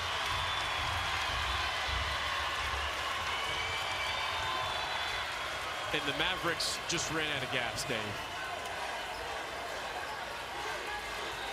Wilson fouls out. 8 wins in a row for UT Arlington. One of the hottest teams in the WAC, one of the hottest teams in the country, one of the best stories in college basketball. 20 wins, the most wins since the 2018 season. KT Turner is the winningest first-year head coach in UT Arlington history. A valiant effort tonight. Picked to finish 8th in the conference, made it all the way to the title game. In its simplest form, turnovers and free throws. That was the story of the game. Too many turnovers for UT Arlington. 25 turnovers. And Grand Canyon is about to shoot their 45th free throw. Not field goal attempt, free throw. It's a season high. It has been for the last couple of free throws. And now a 10-point lead with 16 seconds left. Russell out in the corner. The three is off. Luke Ward grabs the rebound. Moore's ahead of everybody. Moore with the flush to finish it.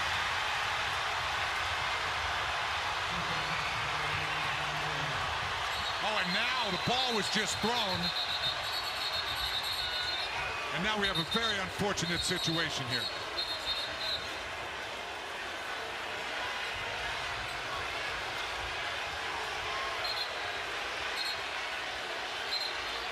We've still got more on the Grand Canyon bench trying to figure it out. KT Turner is holding back Philip Russell. What happened, Mike, is UT Arlington took exception with that dunk. KT Turner especially looked over at Coach Drew and was not happy with what Colin Moore did there. With the game in hands and a windmill dunk.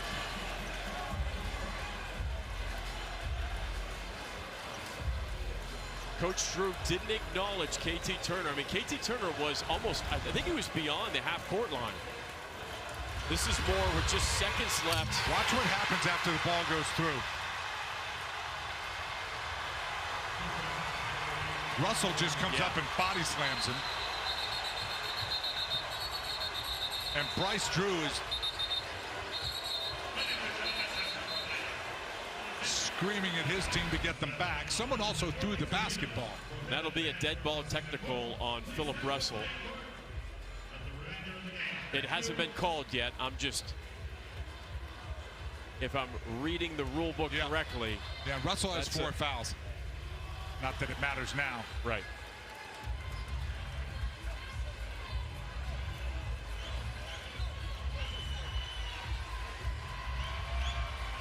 All right, so this is what happened. The game's already decided. Moore with the dunk to finish it. And Russell comes up and is like, hey, man, what the heck was that? And then that's what happened there. I didn't see that. Totally and completely. He threw the ball at him. So he's for. And that was Vining, I think. Both was plays, it Vining? Both plays were uncalled for. Yeah, so Vining's going to be thrown out. He threw the ball at him.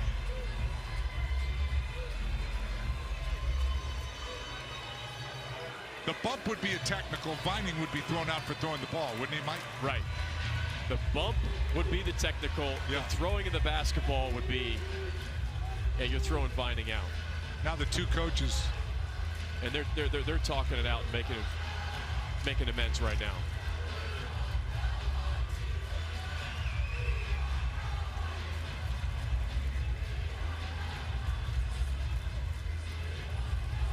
We've got Associate Commissioner Drew Spiro out on the court as well.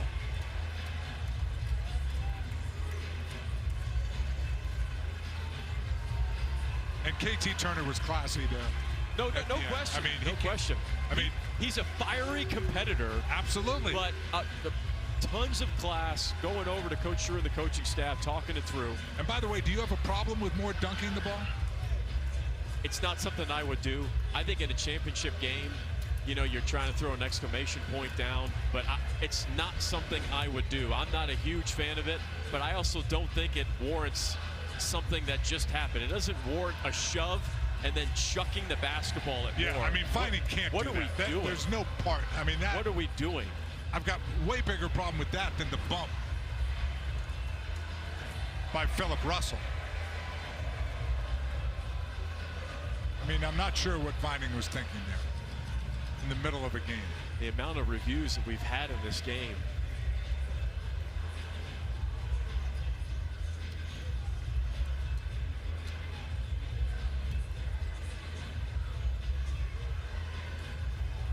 Bryce Turner's like, I mean, is this the longest 2.9 seconds of my life? Yeah, Coach Drew. Bryce Drew. Right. And the fans, the fans are all waiting to explode as well. Everybody's waiting for the confetti to come down. This Grand Canyon is going to go back to the NCAA tournament. Back to back. This is a dangerous team.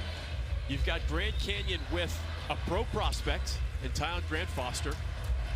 You've got Ray Harrison, an exceptional point guard. Javon Blackshear, one of the better backup point guards you'll find in an NCAA tournament. And then you've got these great blue guys and X Factors and Colin Moore and Gabe McLaughlin. Luke Moore has grown leaps and bounds in his game.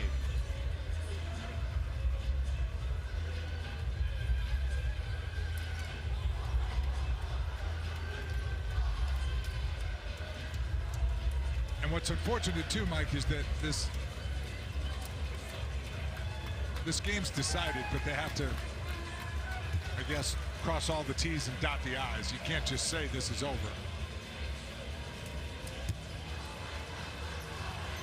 Even though the outcome is predetermined now.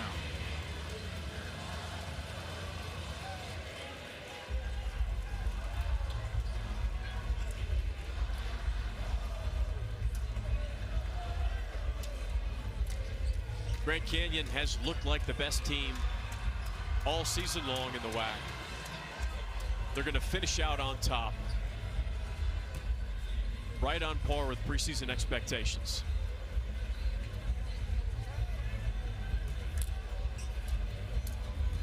And they're kicking out Bynum right now. Yep. He'll be ejected from the game. Yep.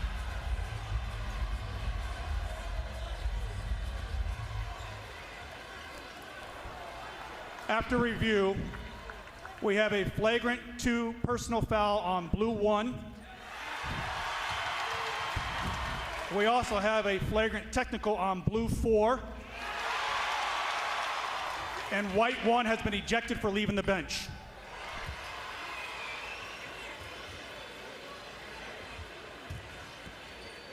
Okay. So Russell and Vining were kicked out. Certainly one of the more bizarre endings to a conference championship game. Yes.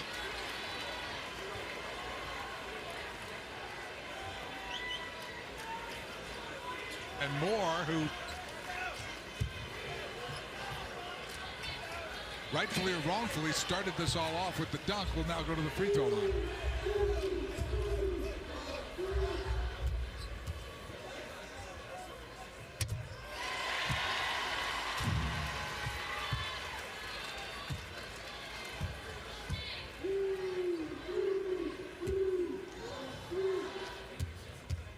Now the 48th free throw. He's going to shoot 2 more. 4 free throws. Moore didn't even know how many free throws he was getting.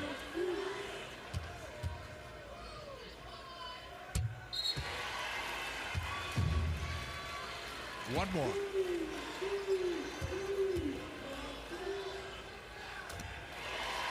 And now Grand Canyon can inbound the ball and end this game.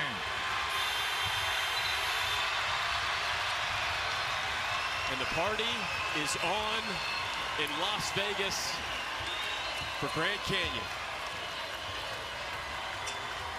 The fan base certainly traveled in a big way.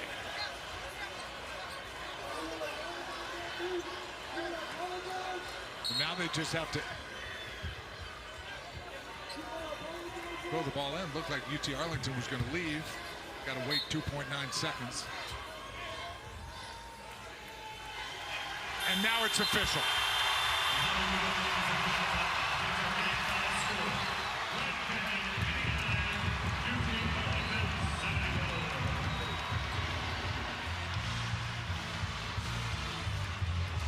Not the best way to end it, Mike, but another title for Grand Canyon. Can you imagine filling out your bracket and seeing Grand Canyon as an 11 seed? A 12 seed? Oh man, that is a talented team that's going to be locked in, punch their ticket. Don't be surprised. You see a little fireworks in March from Grand Canyon here. And how much the Havocs will travel to wherever they're sent, whether they're sent west, east. I mean, they will cut. They were loud here tonight. It just, the choppiness of the game didn't allow them to become themselves. Have basketball will travel if you're the Havocs. No question about it. It was a choppy game, like you said. It wasn't the cleanest game at all. Very little rhythm or flow. But Grand Canyon did what they do best. Got to the free throw line, made free throws, capitalized off of turnovers for UT Arlington. They earned this win, no question about it. Congratulations on punching your ticket to Grand Canyon. Grant Foster finishes with 22, Harrison with 19. And for the 3rd time in 4 years, Grand Canyon are the champions of the WAC. 89-74, the final score. For my partner, the great Mike O'Donnell, I'm Dave Feldman. Thanks for watching, and good night from Las Vegas.